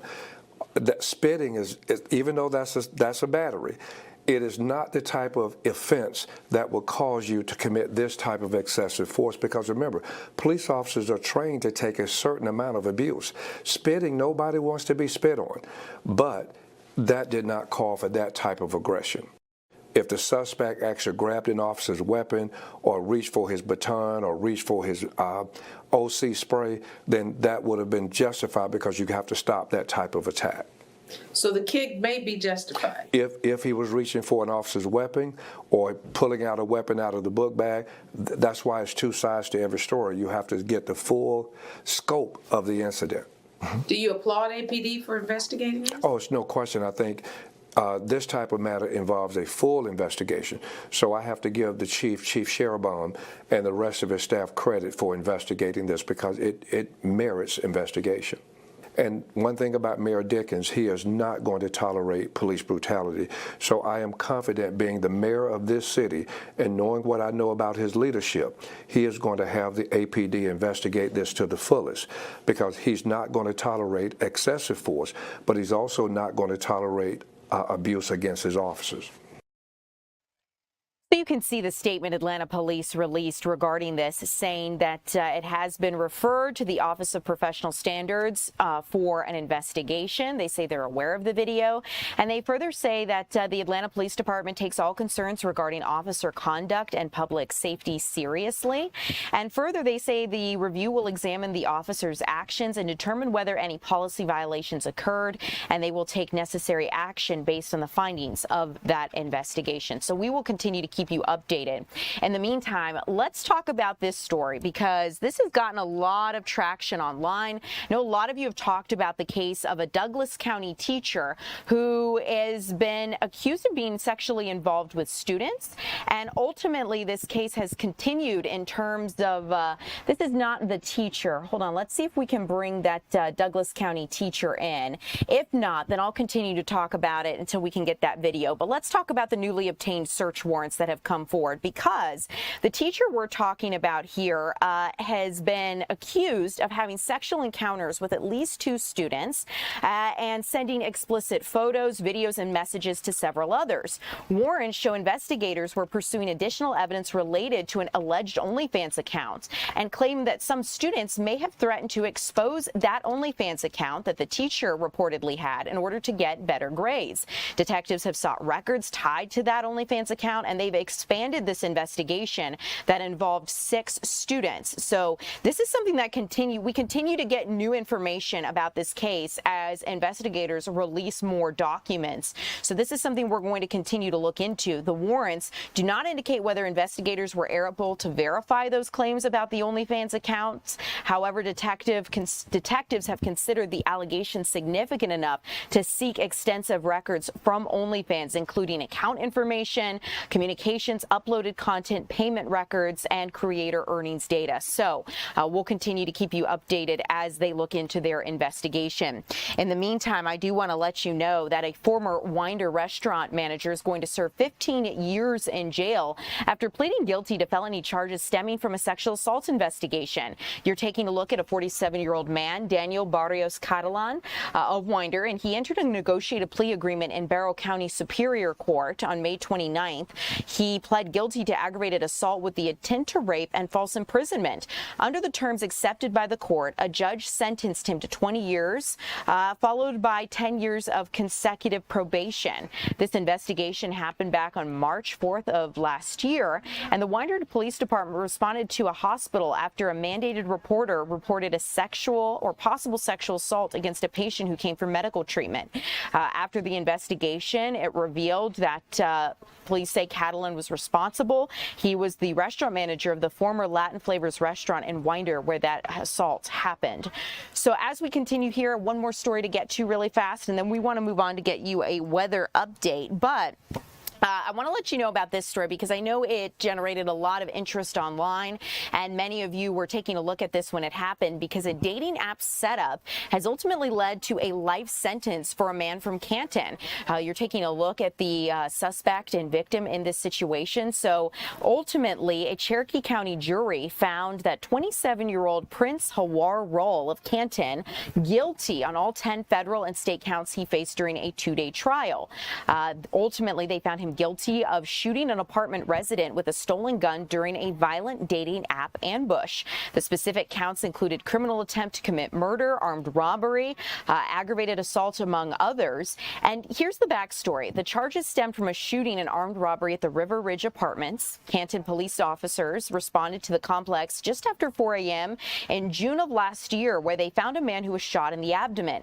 The victim had invited Roll to his apartment after communicating with him for hours on a dating app. When they arrived, a second unidentified accomplice held the victim at gunpoint while Rawl searched the bedroom and stole cash and a loaded Smith & Wesson handgun. Rawl then used the stolen handgun to shoot the victim, and as he left, Rawl fired another round at the victim and his roommate, who had been awakened by the gunfire. The victim suffered serious injuries and was hospitalized at Kennestone Hospital for about a month. Because the victim could not provide names or detailed descriptions, police used digital evidence to identify Rawl. They found an image on Roll's dating app that linked him to a Chrysler PT Cruiser captured by a flock camera near the complex. During the trial, the state called 9 witnesses, introduced multiple exhibits, and ultimately that jury returned a guilty verdict. As we continue here at 2 o'clock, you guys, we are going to get a check of your weather forecast with meteorologist Alex Forbes, so stay tuned.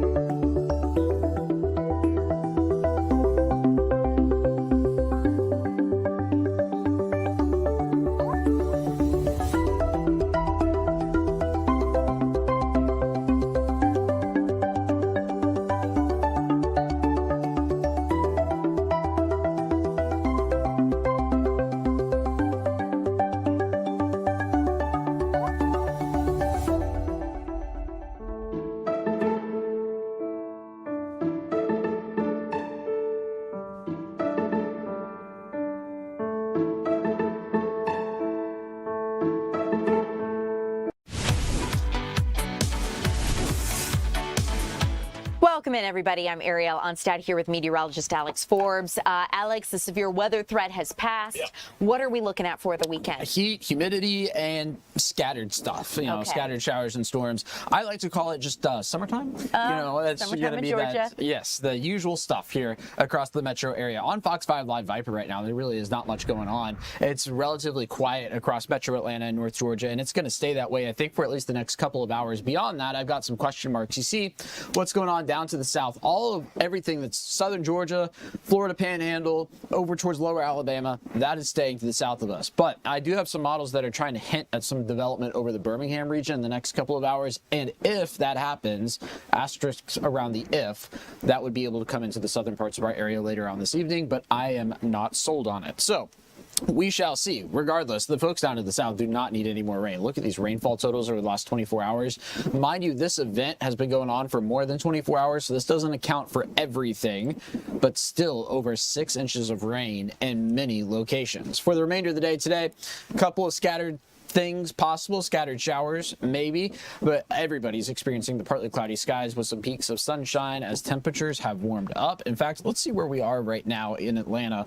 I've got this frame down here. If I click on not that one, this one, that's going to be your current temperatures, 85 in Atlanta, 84 in Covington. So I expect to add a couple more degrees before all is said and done. I'm looking for 86 in the city today, 88 in Covington, 88 in Eatonton, 86 in Dalton, 88 over in Rome at this hour. Now, in the days to come, going to be doing something pretty similar each and every afternoon, 86, 87, 88, 86, 86, 86, right? You look at all those, and, to me, 86 versus 88 doesn't feel all that different. The humidity will be fluctuating a little bit, but not by much. Rain chances also fluctuating, relatively dry today and tomorrow. By the time we get towards Tuesday, though, that's going to be our best chance of rain at about 50%. And then we enter a bit of a drying trend next week.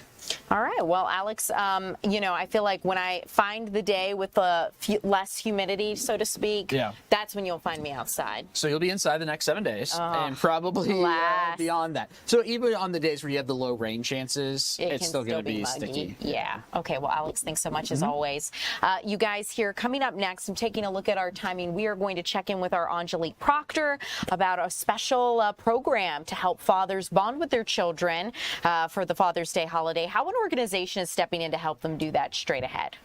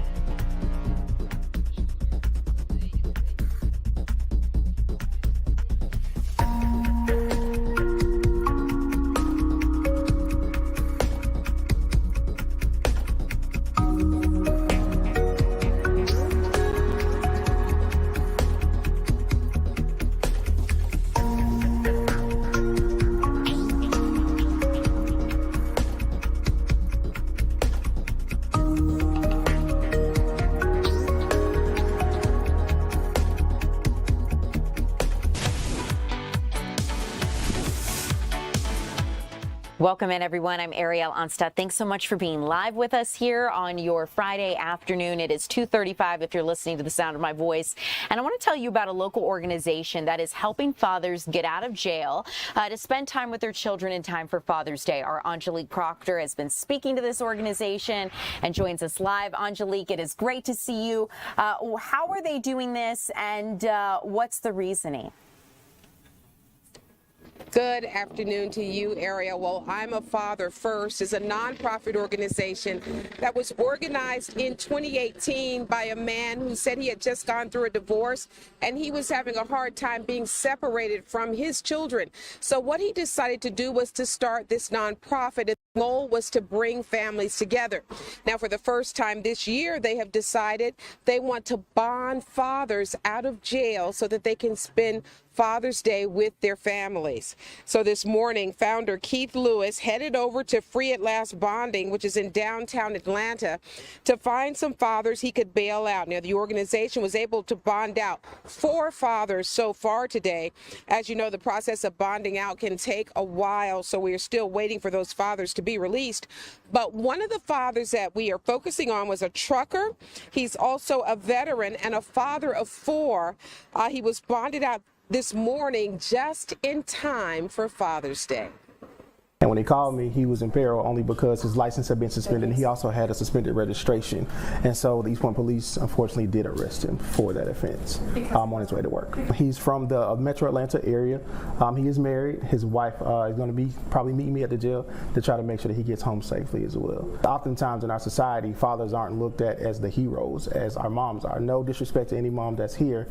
However, as you know, there have been fathers who've been displaced from their homes on several occasions. And with the displacement of fathers, the home oftentimes crumbles. So we want to kind of continue to strengthen that with the liaison and the partnership that we have with Fathers First. And the goal was anyone that was nonviolent, anyone that was a bond under 2,000, because at 10% we found out there were people sitting for less than $300.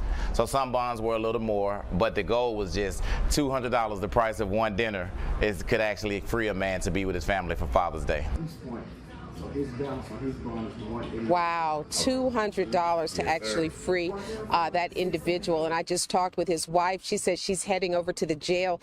They expect him to get out at any moment. And of course, that is the East Point jail. But this just warms this family's heart. Those 4 children that he has and his wife, they will all be together for this Father's Day. And in this case, this man has a job. He has a family and a wife, and he just needed a break, and he got that break today. Ariel. Angelique really puts it in perspective. For the price of a dinner, a man can spend Father's Day with his family. So incredible work from this organization trying to make sure that those who are nonviolent are able to have that time. How can people get involved and support their work if they're interested? Well, this organization said they raised about $2,300 to do this project.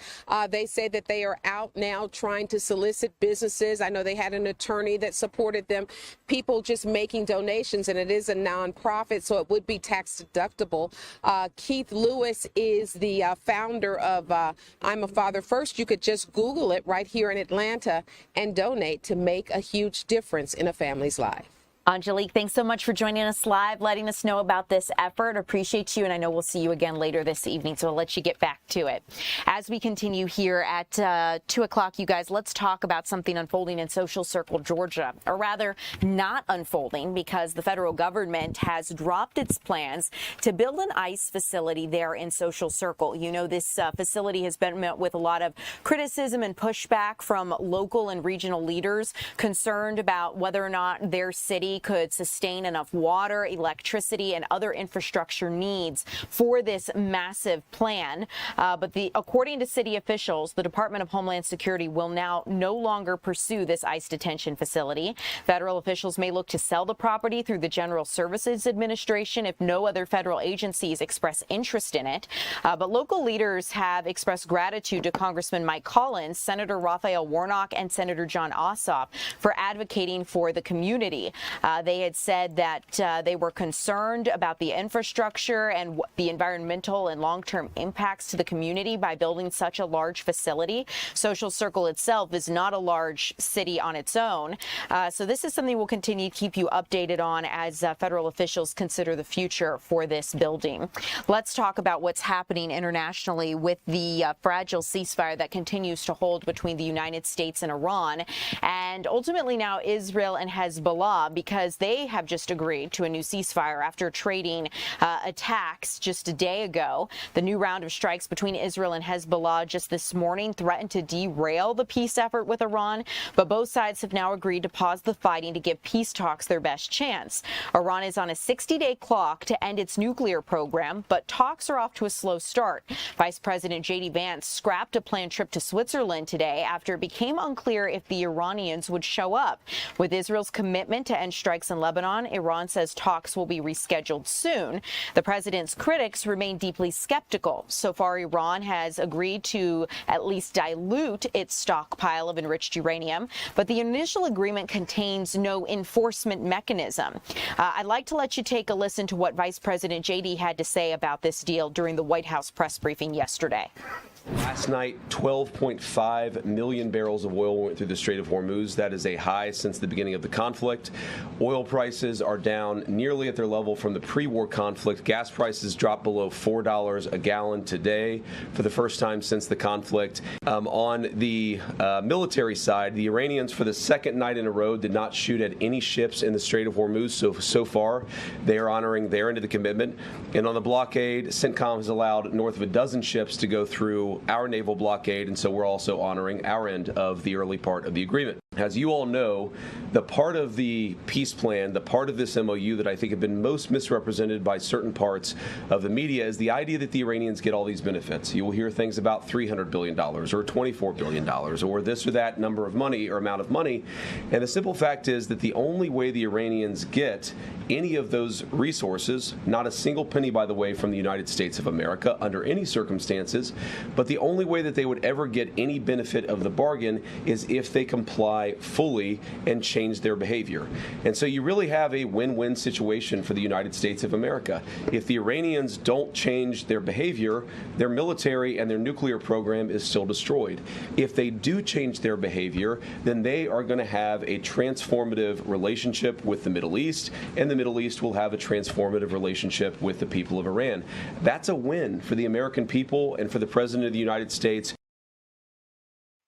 Well, for now, the Strait of Hormuz is reopened to commercial traffic. We know that 25 vessels so far have crossed the waterway yesterday.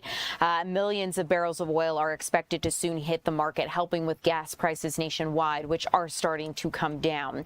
Let's talk about the Trump administration's push to cut student loan interest rates. Ultimately, this plan has been pitched to help people with the current affordability crisis. This is something that the Department of Education has announced, introducing a temporary 1% reduction in student loan interest rates as part of a larger effort to make higher education more affordable. Now, the thing to keep in mind is that the change is not going to apply to all borrowers here. According to the Department of Education, it will only affect those with direct loans issued after July 1st of 2012 who are already enrolled in automatic payments or sign up for them. Many borrowers are not going to see an immediate benefit, the department said. In order to qualify, loan borrowers have to take actions like enrolling in auto pay and potentially consolidating their loans. Only 40% of borrowers are currently enrolled in automatic payments, a figure the administration is trying to increase. Further, nearly 9 million borrowers are in default, meaning they've missed 9 months of payments. The department says those individuals will need to get back in good standing in order to become eligible for the rate reduction. Those enrolled in auto pay will be eligible for the 1% reduction starting July 1st. This temporary rate will be available until June 30th of 2028. So ultimately, it sounds like they're using this 1% decrease as an incentive to be better about paying your student loans. And if you're enrolled in those automatic payments, then you get the benefits. Let's talk about something that Senator Bernie Sanders is pushing as it relates to artificial intelligence. This is a sovereign wealth fund related to AI, and it would give the federal government ownership in a big chunk of the AI industry. He is unveiling legislation to force the largest AI companies to hand over 50% of their stock to a new sovereign wealth fund. The tax would apply to companies that surpass $200 million in annual sales, and those companies would transfer stock instead of cash, essentially making U.S. taxpayers major shareholders. Sanders estimates it could generate as much as $7 trillion, and he's pushing for a 5% annual dividend where every American would get more than $1,000. His proposal comes as Americans more than ever are being asked to foot the bill for AI data center construction and energy costs. Critics, though, argue it's going to increase AI companies' operating costs and stifle competition. Take a listen to what the senator had to say.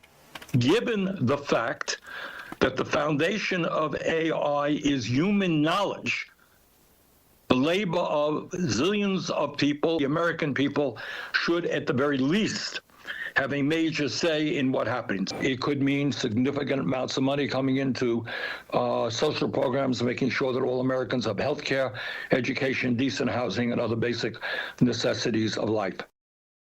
Well, even President Donald Trump has been receptive to some kind of public-private partnership. Earlier this month, Senator Sanders met with OpenAI CEO Sam Altman, who shared some interest for the idea, but as you might imagine, not for the 50% price tag. So we'll keep you updated as that moves forward. In the meantime, let's talk about the latest with the outbreak of Ebola, because this is garnering more and more concern as we consider this conflict in certain African countries there in Central and East Africa to be heating up. There's also more cases coming online as it relates to Ebola, and health officials are worried that this is going to be the worst Ebola outbreak yet. It's a new variant that does not have a vaccine or steady treatment as of right now. There is no containment for the outbreak, and it's expanding at an alarming rate.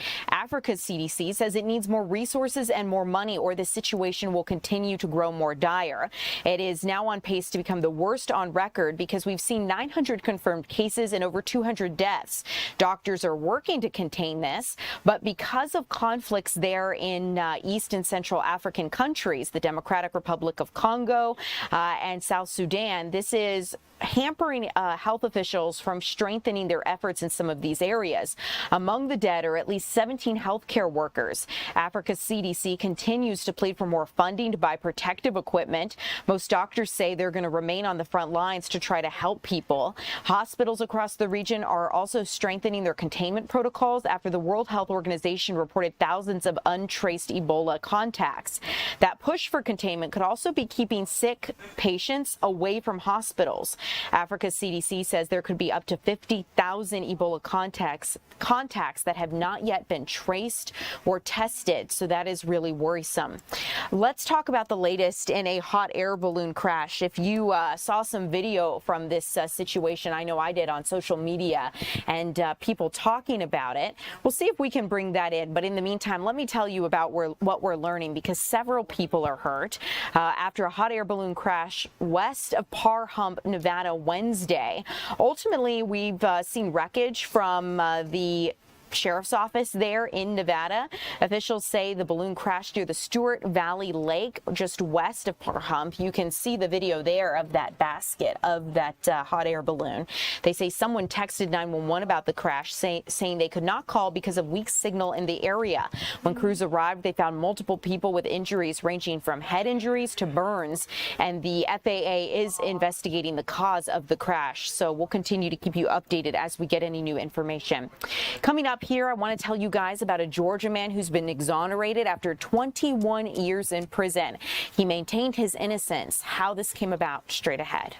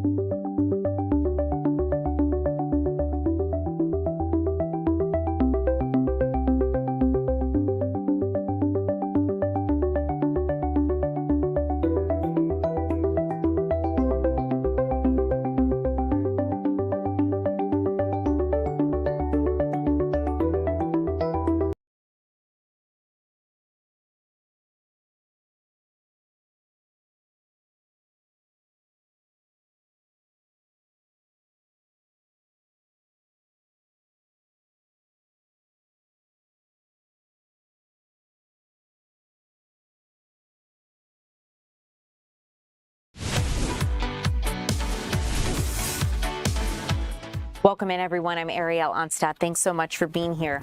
I'd like to tell you the story of a Georgia man who's been released from prison, exonerated after spending 21 years behind bars. Newly developed DNA evidence actually led prosecutors and the Georgia Innocence Project to jointly seek a new trial. And this is Marquise Powell, who's 41 years old. You see him in the middle there in the white shirt. He walked free from Hancock State Prison after a Fulton County judge granted a joint motion for a new trial filed by the Georgia Innocence Project in the Fulton County District Attorney's Office's Conviction Integrity Unit. They dismissed all charges against him. Ultimately, he was convicted in 2008 under a party to the crime theory that alleged he participated in a plan to rob a man who was also his best friend. That man was fatally shot by Jaquise Shockley, who was separately convicted in the case. And according to court filings, advanced DNA testing conducted years after Powell's trial produced evidence that supported Powell's longstanding claim he was not involved with the robbery or the killing. The Georgia Innocence Project said the results undermined key elements of the prosecution's theory presented at trial and supported the conclusion he was not involved in the crime. The filing also noted that the lead detective originally assigned the case, concluded that Powell was a witness to the events surrounding Walton's death and should not have been charged. So this is something we'll continue to keep you updated on if any new information comes to light. But in the meantime, I'd like to let you know about a couple that is being honored because of how they helped save a driver from floodwaters here in Georgia recently. You may remember these viral images of a woman stranded on the top of her car. Conyers leaders have honored George and China Braithwaite for the rescuing a stranded motorist during severe flooding here in Metro Atlanta. They received special recognition during a Conyers City Council meeting and were celebrated with a proclamation. That dramatic rescue gained widespread attention after the video was shared online and here on Fox Local. I know a lot of you were watching this when it happened here just a month ago when those floodwaters rose quickly on the downtown connector. I'd also like to tell you a story about something we're following here closely, a lawsuit filed against Grady Memorial Hospital and Grady EMS over what a family says is failures in an emergency response after the death of their 15-year-old daughter. She had collapsed during volleyball practice. Her name is Amanda or Mandy Sylvester, and attorney Ben Crump is now representing the family. They held a news conference this morning to discuss the legal action they're taking, ultimately talking about how Mandy collapsed during volleyball practice at a recreation center in College Park on December 5th of 2024. Now, according to family and attorney Ben Crump, an ambulance did not arrive for nearly an hour after that 911 call. Grady Health System previously said the first call was classified as low acuity emergency, meaning the situation was not initially considered life-threatening. A second 911 call later upgraded the status to a higher priority emergency. Before that ambulance arrived, Mandy's mother rushed her to Children's Healthcare of Atlanta, where doctors revived her after her heart stopped, and she later died that evening. I'd like to let you take a listen to what Mandy's mother had to say during this news conference. My name is Barbara Sylvester. Next slide. Amanda was my daughter, my baby, the youngest of 4 kids. And that day, I took her to volleyball practice like we've done many, many, many times before. I dropped her off. She ran in, and I parked the car. And I put my seat back and pulled out my Kindle to enjoy some peace and read while she was at practice. And a few minutes later, I get a phone call. And it says, "Can you come back?" I said, "Well, I'm outside." He said, "We need you to come inside." I thought, did I miss a payment? Something happening, a meeting. I go inside and I see all the girls in the foyer. And they said, "She's in the gym." And I go in the gym and I see my child on the floor with the coaches over her. So I go over to see what's going on. And they told me they called 911, that that she collapsed and that, they thought she was having an allergic reaction and that she didn't have her EpiPen. Well, I told them she doesn't have an EpiPen, she's diabetic. And about that time, the fire EMS arrived. And they came over and they started looking at her and assessing her. And they asked me me, do you want her to be transported? And I said, yes. And they said, well, where? And I said, Showa. That's the only hospital I know. That's where we've always gone. And then they started assessing her and, you know, working at her. And, you know, we wait and we wait, and no one shows up.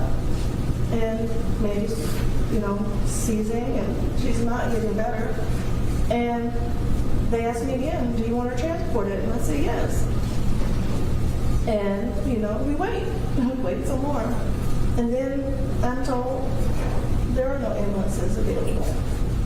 And it took a minute to process because I did not know that was a possibility, that help wouldn't come. And then we had to figure out, well, how do I get my child help? She needs help. And then we're told there's no other way to transport her. And so we put her in my car and I leave. Absolutely heartbreaking what this mother and her family are going through after the loss of Mandy. So this is a story we're going to continue to follow closely. We will keep you updated as we get any new information regarding this lawsuit filed against Grady. Like I mentioned, they explained that the call was initially classified as lower priority and then upgraded once they got new information. So as we look ahead here at 3 o'clock, Tom Haynes is standing by. We're going to get the check of the latest regarding FIFA Fan Festival, what to know with Team USA's match here against Australia in Seattle, and more news stories to come. Our Deidre Dukes also standing by for the latest story here. So we're going to get to that. I am Ariel Onstadt. Thanks for being here live with us. The 3 o'clock is yet to come.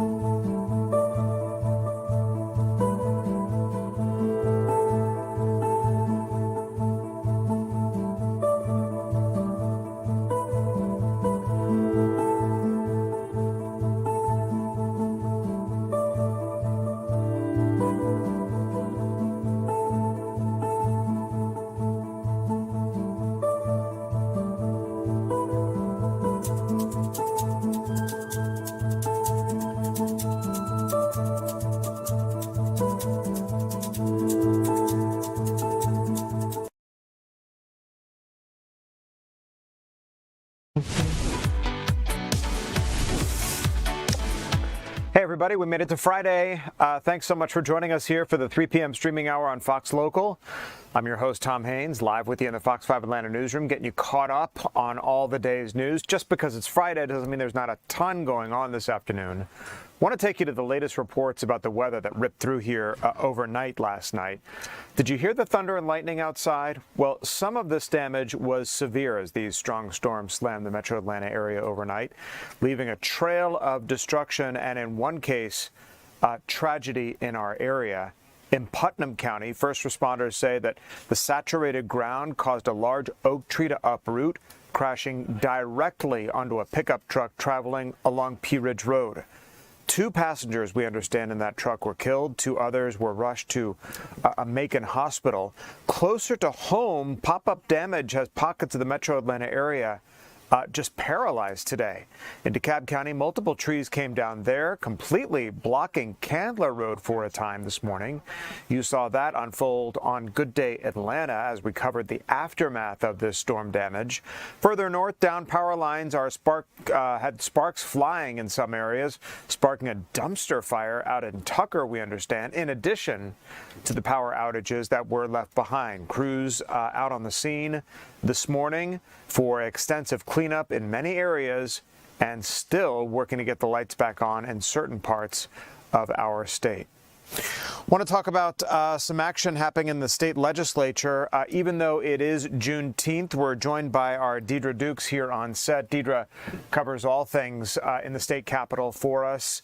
Deidre, lawmakers are going to have some choices to make when they return after the holiday, namely about property taxes. They've tried to tackle a couple of issues here, but this is going to be a big one upon their return on Monday. That's right, Tom. And really, property taxes, this issue is one of those things that really kind of got lost in the mix once we started hearing about what was going to be discussed during the special session. There was a lot of talk about redistricting that was tabled. And then, of course, we're still looking at what type of voting systems are we going to have here in coming years. That's kind of the hot topic. What we haven't heard so much about is the property tax issue that's being discussed right now, and we should see some action on that during this special session because Georgia lawmakers are really moving at a lightning speed on a plan that could drastically change your tax bill. Now, if local leaders and voters approve, starting in 2028, a new sales tax would help lower your property tax bill. Now, this stems from a new state law that caps home assessment increases at the rate of inflation, a move meant to protect homeowners from rapidly rising tax bills. Now, those municipalities that buy into this, they would really see some benefit there.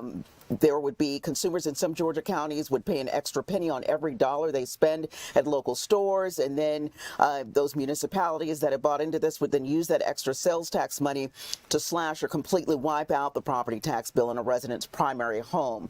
So not everyone is on board with this tax swap. We heard from lawmakers on both sides about this legislation, and here's what they had to say. Well, you've got over 100 counties in the cities within those counties that can fully eliminate their city, county property tax with 1 penny of sales tax. So I think that's exciting for I think for a lot of voters. What the majority party is asking us to do is to take money from everybody who's going to buy groceries and gas and just general goods, adding a tax to that while relieving that for property owners. It's regressive in a time and season for affordability. This is not the right move. And that's the argument that we have heard before when it comes to issues like this. Anytime you're talking about trying to cut your property taxes, things of that nature, as we saw during the regular session earlier this year, those on the other side say, you know, hey, where is this money going to be made up? How will local municipalities benefit when it comes to paying for fire, police, paying for other services? And so that's something that Senator Kim Jackson was talking about. But on the other hand, for property owners, you know, it seems like these tax bills are higher and higher every year. Some people are literally being priced out of their homes. These lawmakers who are for this say solely because of the property taxes, that it's just too much for them to take on, these homeowners. And so they are looking for a way to do this. The question is, under the Gold Dome, what's the best way to go about it? Yeah, and it's all according to, as you said, these municipalities and how they adjudicate, how they assess property taxes. So I'm assuming, and I guess we don't know all the particulars, the details of what they're trying to work through here, since they haven't really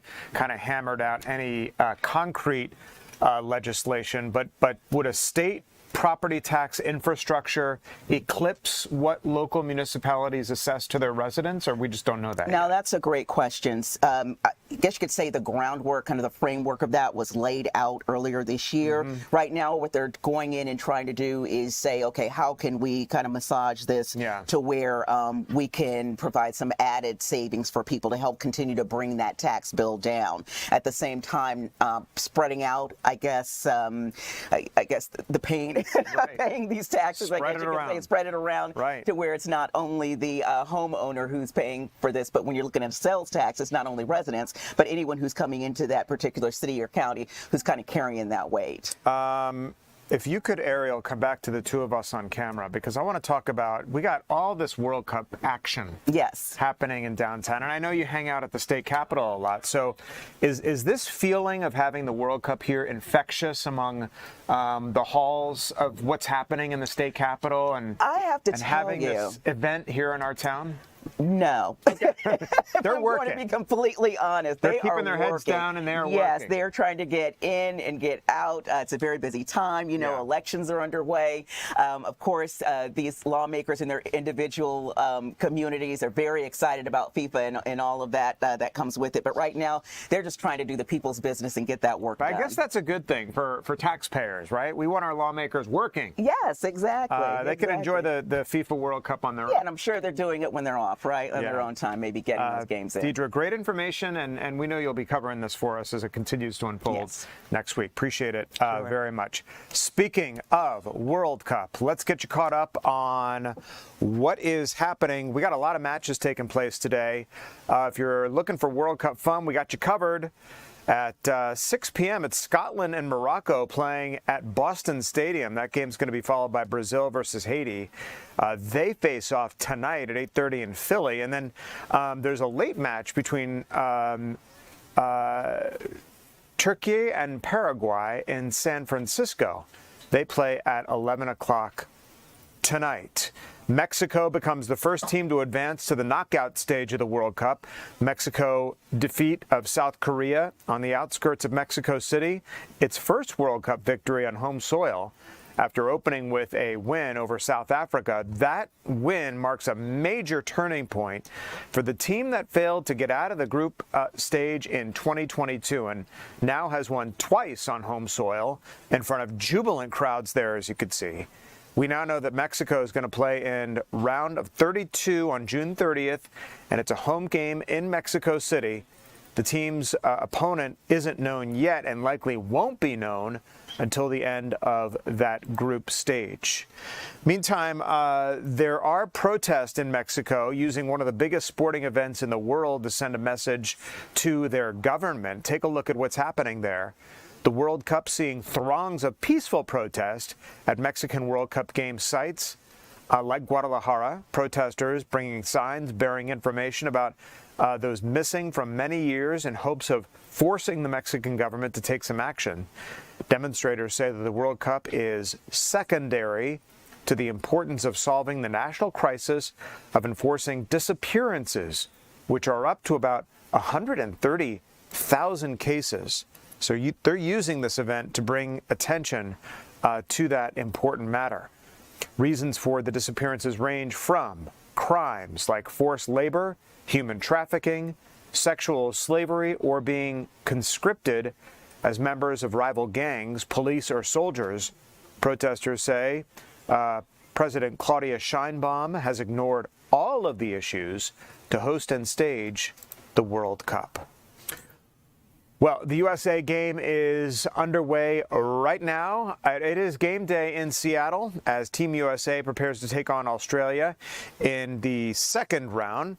And there's a lot at stake after the historic win against Paraguay for Team USA. Let's get out to Ashley Dvorkin live for us out in Seattle. Ashley, Team USA hoping to build momentum as that game is underway right now. Tell us about what is happening where you are. Yes, Tom, it has been incredible to be right out here outside of Seattle Stadium. We've talked about the excitement building, but hearing that crowd in there when they introduced Team USA for the national anthem, there was also a helicopter flyover, and this stadium is designed to be the loudest, one of the loudest stadiums, and it felt that way. So the excitement is here. You can hear them behind me. Oh, well, there we go. The moments are happening. All right, we did?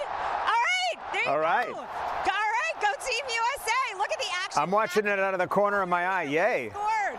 That's right. Oh, amazing. Yes. And can you hear that? Yeah, we can. Stadium full of Team USA fans. Yes. Pretty incredible. Now, like you said, this is a very high-stakes match. This is for the first place in Group D. So Team USA versus Australia. So we'll wait and see, but we're off to a great start, Tom. Actually, I know that you spoke to some of those fans as they made their way into what you describe, and we can hear as an awesome place for Team USA to take on Paraguay. Tell us about the mood of those fans headed in. Oh, the fans were lined up well before it opened. This fan zone kicked off 3 hours before kickoff. They were waiting to come in, do the activations, hang out together. We saw Team USA fans taking pictures with Team Australia fans. It was a lot of fun, and you could tell that they were just waiting to soak in every moment, also to get those World Cup souvenirs, because this is a once-in-a-lifetime experience here. We met people from Australia who traveled here from Australia to see several matches. So, and the Team USA fans we also spoke to last night, there's some who obviously are so passionate about supporting your own team, but they really were just hoping for a good game, a great, exciting match. And it sounds like that's what we have going on. All right, so it's USA 1, Australia 0 right now. Is Seattle as amped for this World Cup tournament the way we are here in Atlanta? I mean, our entire city is spruced up. The fans turning out at our FIFA Fan Fest zone in the thousands to watch the game if they couldn't get into the stadium. Similar kind of scene in Seattle where you are? Yes, we had so many fan zones, official watch parties. As soon as I got here, I went over to the waterfront. I went to Pier 62. That's where a big party was. Giant stage, giant screens, mini pitches so you can test your soccer skills. The fans have been out enjoying for days leading up to this. And those that we spoke to said if they couldn't get tickets to the match, then they were going to go to one of these watch parties very early and enjoy the festivities all day long. Tom? All right, so a raucous crowd and well-deserved for Team USA as they are off to a great start there in Seattle. Ashley Dvorkin watching and listening to all the action unfold there. Ashley, thanks so much. We're going to talk more about soccer here at our own Fan Fest coming up at the bottom of the hour. Our Ray Arena is down there in the middle of the action. We're going to check in with Ray here in just a couple of minutes. Want to turn, however, to some local news happening right now, and an 18-year-old who is dead today after what deputies are calling a deadly interaction over, of all things, a vape purchase in Putnam County. Investigators say that Sir Ethan Dupree Jones met a group in Hiram Wednesday night to buy a THC vape when suspects shot him in the chest. Using neighborhood security codes and flock cameras, detectives tracked down a gateway truck, and less than 24 hours later, SWAT deputies arrested 4 suspects, including a 15-year-old who's being charged as an adult. All 4 face malice and felony murder charges as this investigation continues. A targeted crackdown on illegal street racing in southwest Atlanta ends with 7 people under arrest and behind bars. Atlanta police teamed up with state troopers and the Phoenix Air Unit last Sunday, swarming the intersection of Anderson Avenue and MLK Jr. Drive. We're talking about airborne units tracking down and stopping 2 vehicles tied to that takeover.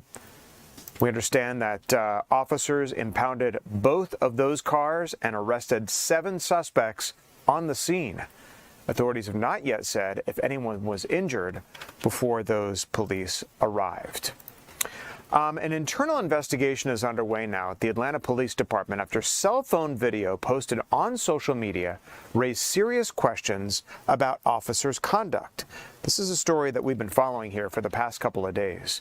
The video shared by Georgia followers appears to show several officers confronting, pushing, and ultimately taking a man to the ground. It happened Monday night near Georgia State University's Center Park Stadium, where police say that a large, unpermitted crowd who gathered, and authorities confirmed at least 4 people were arrested. The case has now been referred to the Office of Professional Standards to determine if any police violations occurred. Listen.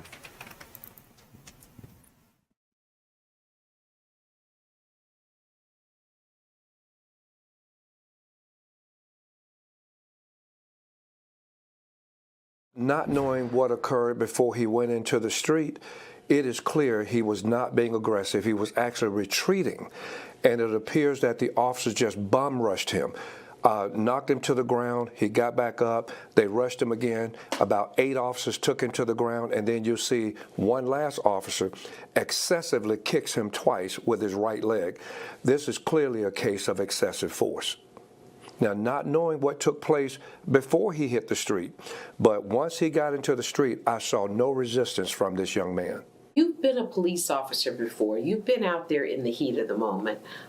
What if the young man was spitting on the officer? That's considered an assault. That is true, but remember, the officer can only use force allowed to combat the force that's committed against him. That spitting is even though that's a battery, it is not the type of offense that will cause you to commit this type of excessive force, because remember, police officers are trained to take a certain amount of abuse. Spitting, nobody wants to be spit on, but that did not call for that type of aggression. If the suspect actually grabbed an officer's weapon or reached for his baton or reached for his OC spray, then that would have been justified, because you have to stop that type of attack. So the kick may be justified. If he was reaching for an officer's weapon or pulling out a weapon out of the book bag, that's why it's 2 sides to every story. You have to get the full scope of the incident. Do you applaud APD for investigating this? Oh, it's no question. I think this type of matter involves a full investigation. So I have to give the Chief Sherabaum, and the rest of his staff credit for investigating this, because it merits investigation. And one thing about Mayor Dickens, he is not going to tolerate police brutality. So I am confident, being the mayor of this city and knowing what I know about his leadership, he is going to have the APD investigate this to the fullest, because he's not going to tolerate excessive force, but he's also not going to tolerate abuse against his officers. All right. Atlanta police responding to this saying, quote, "We are aware of the concerns raised in the video and want to assure the public that the Atlanta Police Department's Office of Professional Standards, or OPS, has opened an investigation. The Atlanta Police Department takes all concerns regarding officer conduct and public safety very seriously." Newly obtained search warrants reveal accusations of blackmail in the case against former Douglas County teacher Maris Nichols. Investigators are exploring claims that students extorted Nichols, threatening to expose an alleged OnlyFans account in exchange for better grades. The 25-year-old already faces child molestation and grooming charges involved with at least 2 students, but detectives say the accusations of extortion were significant enough to demand online and financial records from that platform. The investigation is expanded now to 6 alleged victims, and deputies are working to recover deleted Snapchat messages and cell phone evidence. We are getting some live pictures of a pretty exciting event at Joint Base Andrews, and I want you to take a look here. This is the brand new Air Force One being shown to the public for the very first time since its unveiling. Air Force One, the old Air Force One, took the president over to Europe for the G7, and that was the last flight of that famous blue and white plane, painted that way during the Kennedy administration, those colors. But now you see the color scheme of Air Force One completely changed as this unveiling takes place, and we're awaiting the President of the United States to officially inaugurate. Let me tell you a little bit about this jet. It's a Boeing 747-800 that will serve as the new Air Force One, and this is a $400 million luxury plane that the United States accepted as a gift from the Qatari government last year. The Air Force said in a release that the aircraft will begin commissioning flights before entering into active service to transport the president. The plane there, as you see, at Joint Base Andrews, which is the military post outside of Washington, D.C. that has served as the presidential airport for decades. So a pretty spectacular sight as we're getting our first look at this plane. All shiny, refurbished, and dressed with the official seal of the President of the United States. The release of the plane is said to be safe, secure, and equipped with the most advanced technologies necessary to meet the requirements of the presidential mission. This was a pretty quick turnaround if you think of how fast they were able to re-outfit this plane in the span of a year. Imagine the technology on board that plane and all that it takes to make it basically the flying White House for the President of the United States. We're going to continue watching this event. Should the President take the podium, we will return to it. As we continue here in the 3 p.m. streaming hour, still a lot more to get to. Meteorologist Alex Forbes here to talk about that severe weather that rolled through here last night and the chances for any more severe weather as we knock on the door of the weekend and our weekend forecast. Father's Day coming up on Sunday as we continue.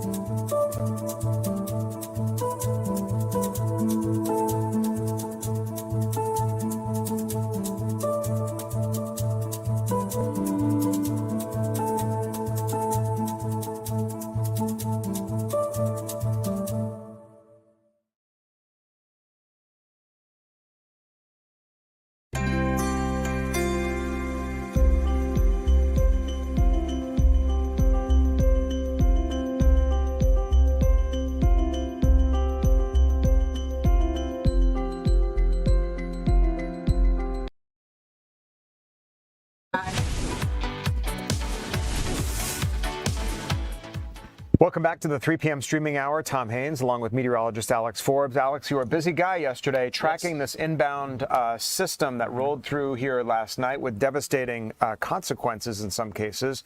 We're kind of picking up the pieces here. Doesn't look like too bad of a day out there, just hot and humid outside. Hot, humid, and like 7.5 sprinkles across the area, and that's about it. And look, after yesterday, I'm fine with that. We had 3 tornado warnings that included parts of our area. Meriwether County, Upson County, and Putnam County all had tornado warnings, and unfortunately in Putnam County, that's where 2 people lost their life this morning with a falling tree. That was actually from a thunderstorm wind gust. That was just a normal wind gust, but the ground really saturated from the rain that they saw down there. Another saturated place yesterday was right there, Centennial Olympic Park.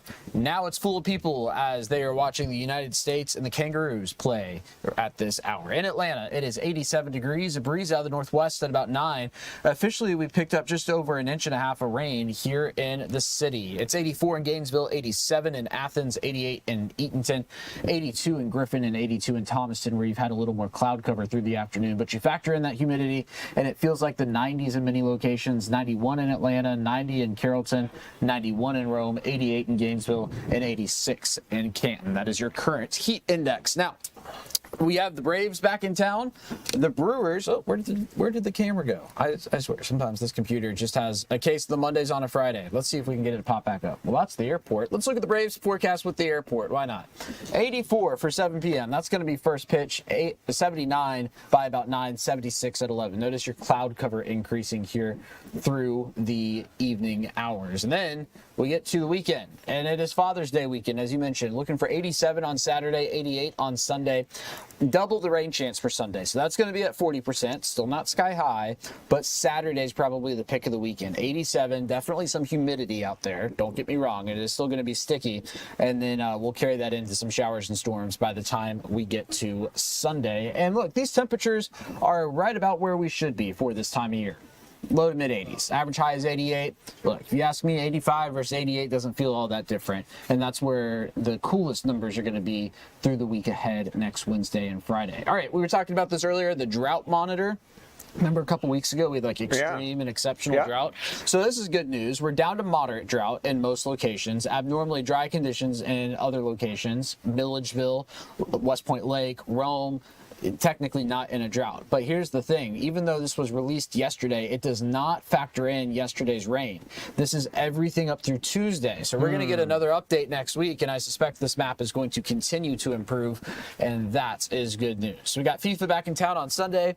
Sunday is also the first day of summer. Sunday is also Father's Day. We're just checking all the boxes there. And then thank you very much. You're welcome. Yes, I threw the Father's Day forecast in there just for Tom specifically. But the rain chance is going to go up beyond Father's Day. Monday and Tuesday brought that up to 60% chance for showers and storms before that begins to dwindle towards the middle to end of the week. Liking what I see next week, especially for our game on Wednesday. 85 degrees as we knock on the door of July? Yeah. I would say meteorological summer, which we're only about 3 weeks into now, has been slightly cool. Yeah. And if we can keep that trend going through July, I don't think we're going to do it. But if we could do it, that would be kind of nice. July, August, through September. Honestly, September is pretty warm for us. Like people try to get the whole pumpkin thing going in September. Doesn't not happen. In the South. That's not here. That's a mid-October. We really don't turn the page until like a first week in October, in my humble opinion. October is our bigger transitional month. When you look at the average temperatures, there's more of a significant change from October 1st to October 31st than there is from September 1st to September 30th. You've been down to the Fan Fest? I have not. I wanted to go yesterday, but Mother Nature had other plans. Take live pictures if we can, once again, as we kind of segue. It's cool down there, though, right? Really cool. Thousands of people down there. Figuratively, yes. Nice day. Literally, it's warm. No, it's like a mosh pit. Right. We're going to head down to the Fan Fest because our Ray Arena, who's a great guy and a busy guy and has a lot of other things to be doing in preparation for later newscasts, agreed to hang out with us for a little bit here at 3 o'clock. Ray, it's noisy down there. It's USA, Australia, USA up 1. How's it going down there?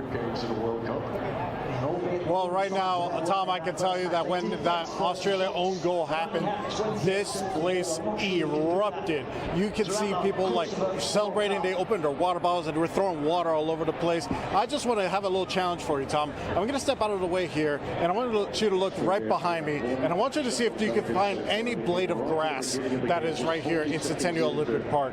I can't see any from where I am standing.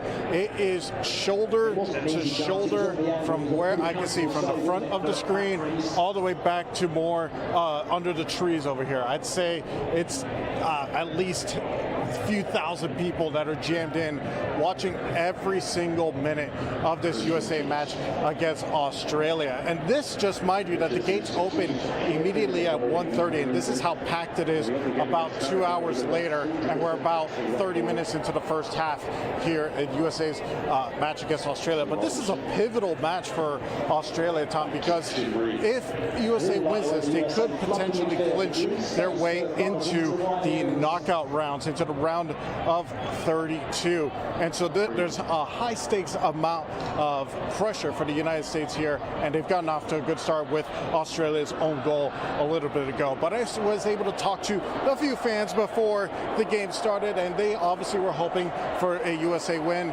and they have said that the energy all throughout this World Cup has been electric. Take a listen to what this fan said earlier today. I played soccer in high school, so it's fun to watch them playing and kind of thinking through what I used to do a little bit. But just the talent, the incredible amount of talent is amazing, and be able to watch that. So Team USA could clinch their spot in the knockouts today if they win. Fingers crossed. It looks like. I was actually shocked to see the USA in the World Cup, but I'm so happy for them. Yeah, so she's hoping Team USA can move on following this game earlier today that's going on right now. So far so good for Team USA, Tom. It's a lot of fun. People are standing shoulder to shoulder. They're having fun here at the Fan Festival in downtown Atlanta. Well, I don't see any grass behind you necessarily. I see a lot of fanning going on. And it's quiet for now. I know that place erupted in a roar when Team USA scored that goal. But can people kind of move around easily down there if they want to take a break, go get some water, go to the bathroom or whatever? So I'm going to point you out here. I'm going to step outside one more time. For the most part, the police and the fire marshals, they've been doing a great job ever since Fan Festival started. So you can see that the sidewalks are open. They've been making a good job to make sure that those sidewalks are clear so that whenever they have an emergency or people need to move back and forth between brand activations or just to find a different spot, they're able to get to one of these sidewalks. But for the most part, if you're stuck in the middle all the way down there, well, you're going to have to go through a lot of people to get to that sidewalk. So they're trying to do their best to keep the sidewalks clear, but getting to that sidewalk, if you're in the middle, if you're up towards the front of the screen, looks like there's a yellow card that just came out. If you're towards the front of the screen, well, it looks like you're stuck there until halftime. Well, it looks like everybody's having a great time out there, Ray, including yourself. And we appreciate you dropping in, talking to our 3 o'clock streaming viewers to let us know the situation down at FanFest at Centennial Olympic Park. A lot of fun to be had by all. Ray Arena, live in the middle of the action. Ray, thanks so much. How about a couple of fun stories here at 3 o'clock? Do you shop at Aldi? Well, if you do, they're offering what they're calling a mystery collection, okay, for free and sent right to you. Aldi is introducing blind box bundles for its customers in several different categories of products. The concept is fun and a popular way of shopping in other consumer areas like fashion, beauty, and collectibles. The low-cost chain will offer blind boxes in food categories such as snacks, fiber, protein, and there's also a mystery box of food selections Aldi will pack up to intrigue you. To claim a box, follow Aldi's Instagram page for daily box theme reveals and visit Aldi's website beginning June 22nd through June the 25th at 12 noon Eastern time. And you got to select that day's blind box, enter shipping information, and Aldi will send you a free blind box directly to your door. That sounds kind of cool. Qantas Airways is going to launch the longest direct flight from point to point next year. The Australian-based airline says it's going to offer flights that take about 22 hours nonstop between Sydney and London. Gosh, I can't imagine being on a plane for 22 hours. That's a lot of movies to watch. The flight will be the world's longest direct flight. The current longest regularly scheduled flight is flown by Singapore Airlines between Singapore and New York. That comes in about 19 hours. The flight will be flown on an Airbus A350-1000 plane that will be customized and will have about 140 economy seats, which will also make it the longest flight with economy seats. An Australian Airlines rating website says the economy seats will have more legroom than most long-haul flights. If you are planning to actually sell your home, listen to this advice. You might want to add some new colors to your listing. According to Zillow's 2026 paint color analysis found that adding warmer colors to some of your rooms in your home can noticeably increase buyers' interest and add more coin to your pocket with the offers. Researchers say that the highest value interior paint choice was a chocolate brown in a bedroom. I don't know about that, which could add about $2,200 to a home's offer price. Other high-performing colors included pale blue in the living room. Gosh, between chocolate brown and pale blue, I don't know if I'm buying that house. In bedrooms, charcoal gray can add about $1,200, while sage green could add about $1,000. Shows what I know about colors, right? Analysts say that the colors also perform well as homes with charcoal gray kitchens also saw a surge at about $1,000. But dark plum kitchens could also bring you a couple of $100 more for your listing. Well, as we continue, we have a heartwarming story, perhaps, of a 5-year-old boy from Dalton fighting for his life He's undergone 3 open heart surgeries to this point. We're going to bring you that heartwarming story when we come back.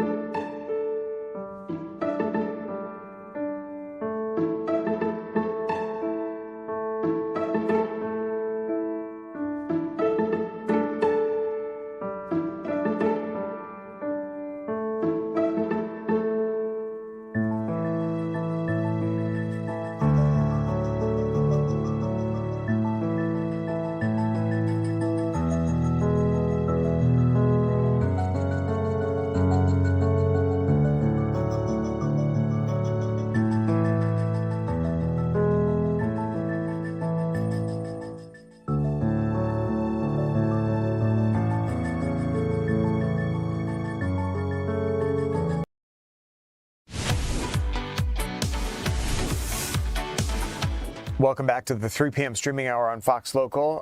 Here now with Eric Perry to talk about this 5-year-old Eric, who is at Arthur M. Blank Hospital, Children's Hospital, literally fighting for his life. He had not 1, not 2, but 3 heart surgeries, and a rare condition on top of that. His family's at Ronald McDonald House, just, you know, praying for the best in this situation. But give us the latest on the family's struggle and this little boy's fight for life. Yeah, to put it plainly, basically this kid, instead of having 2 valves in his heart, he had 1 major valve, so they had to go in. His first open heart surgery was when he was 7 days old. Then the second one was when he was 7 to 8 months old there.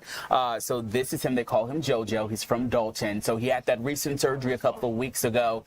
They said everything went fine initially, so they went back in because they say it looked like he had corrosion on those valves that they put in. He's only 5 years old, but they say it looked like it had been corroded for someone maybe for 20 years old there. And while they were doing that surgery, they found a mass on another portion of his heart there. So they went in, he was able to be released, went back to Dalton, and during follow-up surgeries, that's when they found that he had fluid that had drained down in his lungs there. So they airlifted him back here to the hospital. And his mom says every 24 hours that they are able to spend with him is a blessing. Take a listen to his parents. They told us it's an hour by hour, day by day kind of thing. Every 24 hours we have is a blessing with him. He was born with truncus arteriosus. He was born with 1 big ventricle in his heart instead of 2, so they had to create 2, and the conduit is what they're supposed to be switching out. This time they found a mass on the left side, so that's why they went into the left side. We went to the doctor Monday, Tuesday, and Wednesday. On Wednesday we were at the cardiologist, and they told us that there was fluid filling his lungs and that we had to be airlifted back here. He was just the best kid in the whole world, to us anyways, you know. So again, just unfortunate. You can see those pictures. His family wanted us to use those pictures. They sent them in as they're offering or they're asking for prayers from the community. But they also just want to get his story out as well. So of course, they're doing a great job there at the hospital and at the Ronald McDonald House. But if there are any other specialists, pediatric cardiologists, anything that they can do to help, they want to make sure that they do everything to save their son. So while he has been been back there. He's been intubated. He's had strokes. He's gone into cardiac arrest. So this 5-year-old is really fighting to be here, and we are hoping for the best for he and his family. Well, we're certainly sending our prayers to him and his mom and dad, and it's really unimaginable until what you've done to go out and talk face to face with parents like this, facing a struggle that none of us, unless we've been through something like this, could ever really imagine. Yeah, in situations like this, just like you said, the best I can do is to tell their story, and hopefully someone out there can help. We'll put more information on how you can help this family. We'll put that on our website. Well, again, sending our thoughts and prayers, and we know how supportive an environment Shoah Arthur M. Blank Hospital can be. Eric, thanks. Want to take you back live to that event out at Andrews Air Force Base, where we see President Trump there meeting with generals, other dignitaries in attendance here as he marvels at what is the brand new Air Force One, which has been unveiled there at Joint Base Andrews. I called it Andrews Air Force Base a second ago. That's not what it's really called anymore. It's Joint Base Andrews. The president just arrived a couple of days ago from Europe aboard what we know as Air Force One, the plane that is so beautiful in and of itself, blue and white dressing there. I imagine that, I saw the presidential podium set up there in front of the Air Force One a couple of seconds ago, that the president will speak at some point, but you also have to imagine, now they're inside a hangar. So this is a controlled environment inside, that he's going to board that plane and they're going to give him the grand tour. But it's been a remarkable transformation. This was a 747-800 donated to the United States by the Qatari government. And so obviously we had to completely gut it, transform it, load it with all of the sensitive equipment needed to make it basically a flying White House and a place where the president can conduct business, monitor world affairs, react to conflicts from around the world, all on board that massive jet. And we brought it to you here about 10 minutes ago. We saw the grandeur and the beauty of that plane. Has a brand new paint job, new markings. So we're going to continue to monitor that situation at Joint Base Andrews, wait for the president to speak, and as soon as he steps up to that podium, we will bring it to you. I want to talk to you about the fragile peace agreement that's holding on here as it concerns Iran. Sorry, we'll get to that in just a second. But this, well, all right. Kind of bouncing around here a little bit as we have one eye on the president and the other eye on what we want to tell you about Iran. It appears to be holding, at least for now, after Israel and Hezbollah clashed not too long ago. A new round of strikes between Israel and Hezbollah Friday threatened to derail this whole thing.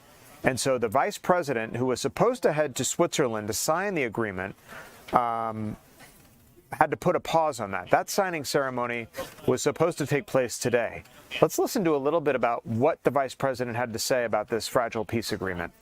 Last night, 12.5 million barrels of oil went through the Strait of Hormuz. That is a high since the beginning of the conflict.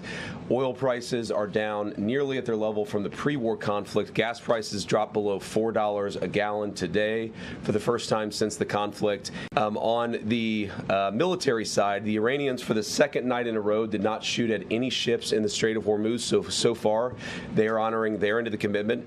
And on the blockade, CENTCOM has allowed north of a dozen ships to go through our naval blockade, and so we're also honoring our end of the early part of the agreement. As you all know, the part of the peace plan, the part of this MOU that I think have been most misrepresented by certain parts of the media is the idea that the Iranians get all these benefits. You will hear things about $300 billion or $24 billion or this or that number of money or amount of money. And the simple fact is that the only way the Iranians get any of those resources, not a single penny, by the way, from the United States of America under any circumstances, but the only way that they would ever get any benefit of the bargain is if they comply comply fully and change their behavior. And so you really have a win-win situation for the United States of America. If the Iranians don't change their behavior, their military and their nuclear program is still destroyed. If they do change their behavior, then they are going to have a transformative relationship with the Middle East, and the Middle East will have a transformative relationship with the people of Iran. That's a win for the American people and for the President of the United States. All right, J.D. Vance talking about the fragile peace agreement with Iran. Iran now on a 60-day clock to end its nuclear program, but talks are off to a slow start. As we take you back to Joint Base Andrews, want to let you know United States up 2-0 against Australia out in Seattle, a game we're continuing to monitor here on Fox Local. Let's listen into what the president's saying right now about the brand new Air Force One. Venezuela, where we're now doing really well with the government. The big companies are all in there, the oil companies, they're building rigs, and we've paid for that war many, many times over. We're running it, and again, we have a fantastic relationship with the people of Venezuela. Venezuela has become a happy country because they have never made the money that they're making now. We take some, and they take some. But I just want to thank the general for the job. Raisin Cane, I liked his name right away. I had him, Raisin Cane, and he raises cane, and he's very quiet about it. But he knows how to win. I knew that a long time ago. I said, if I ever get back here, I know the guy I'm going to put in charge of the Joint Chiefs of Staff, and I got my man. So thank you, General. Great job. We're proud of you. And all of the people. I mean, we have the greatest military anywhere in the world. And you saw that in Iran, where in 1 week, virtually, we knocked out their entire Navy, their entire Air Force, their anti-missile weapons, their radar. We knocked out everything. Now, some of the fake news would say, oh, we didn't do it fast enough or something. We took about a week. We're a little spoiled by Venezuela, but equal, I would say equal.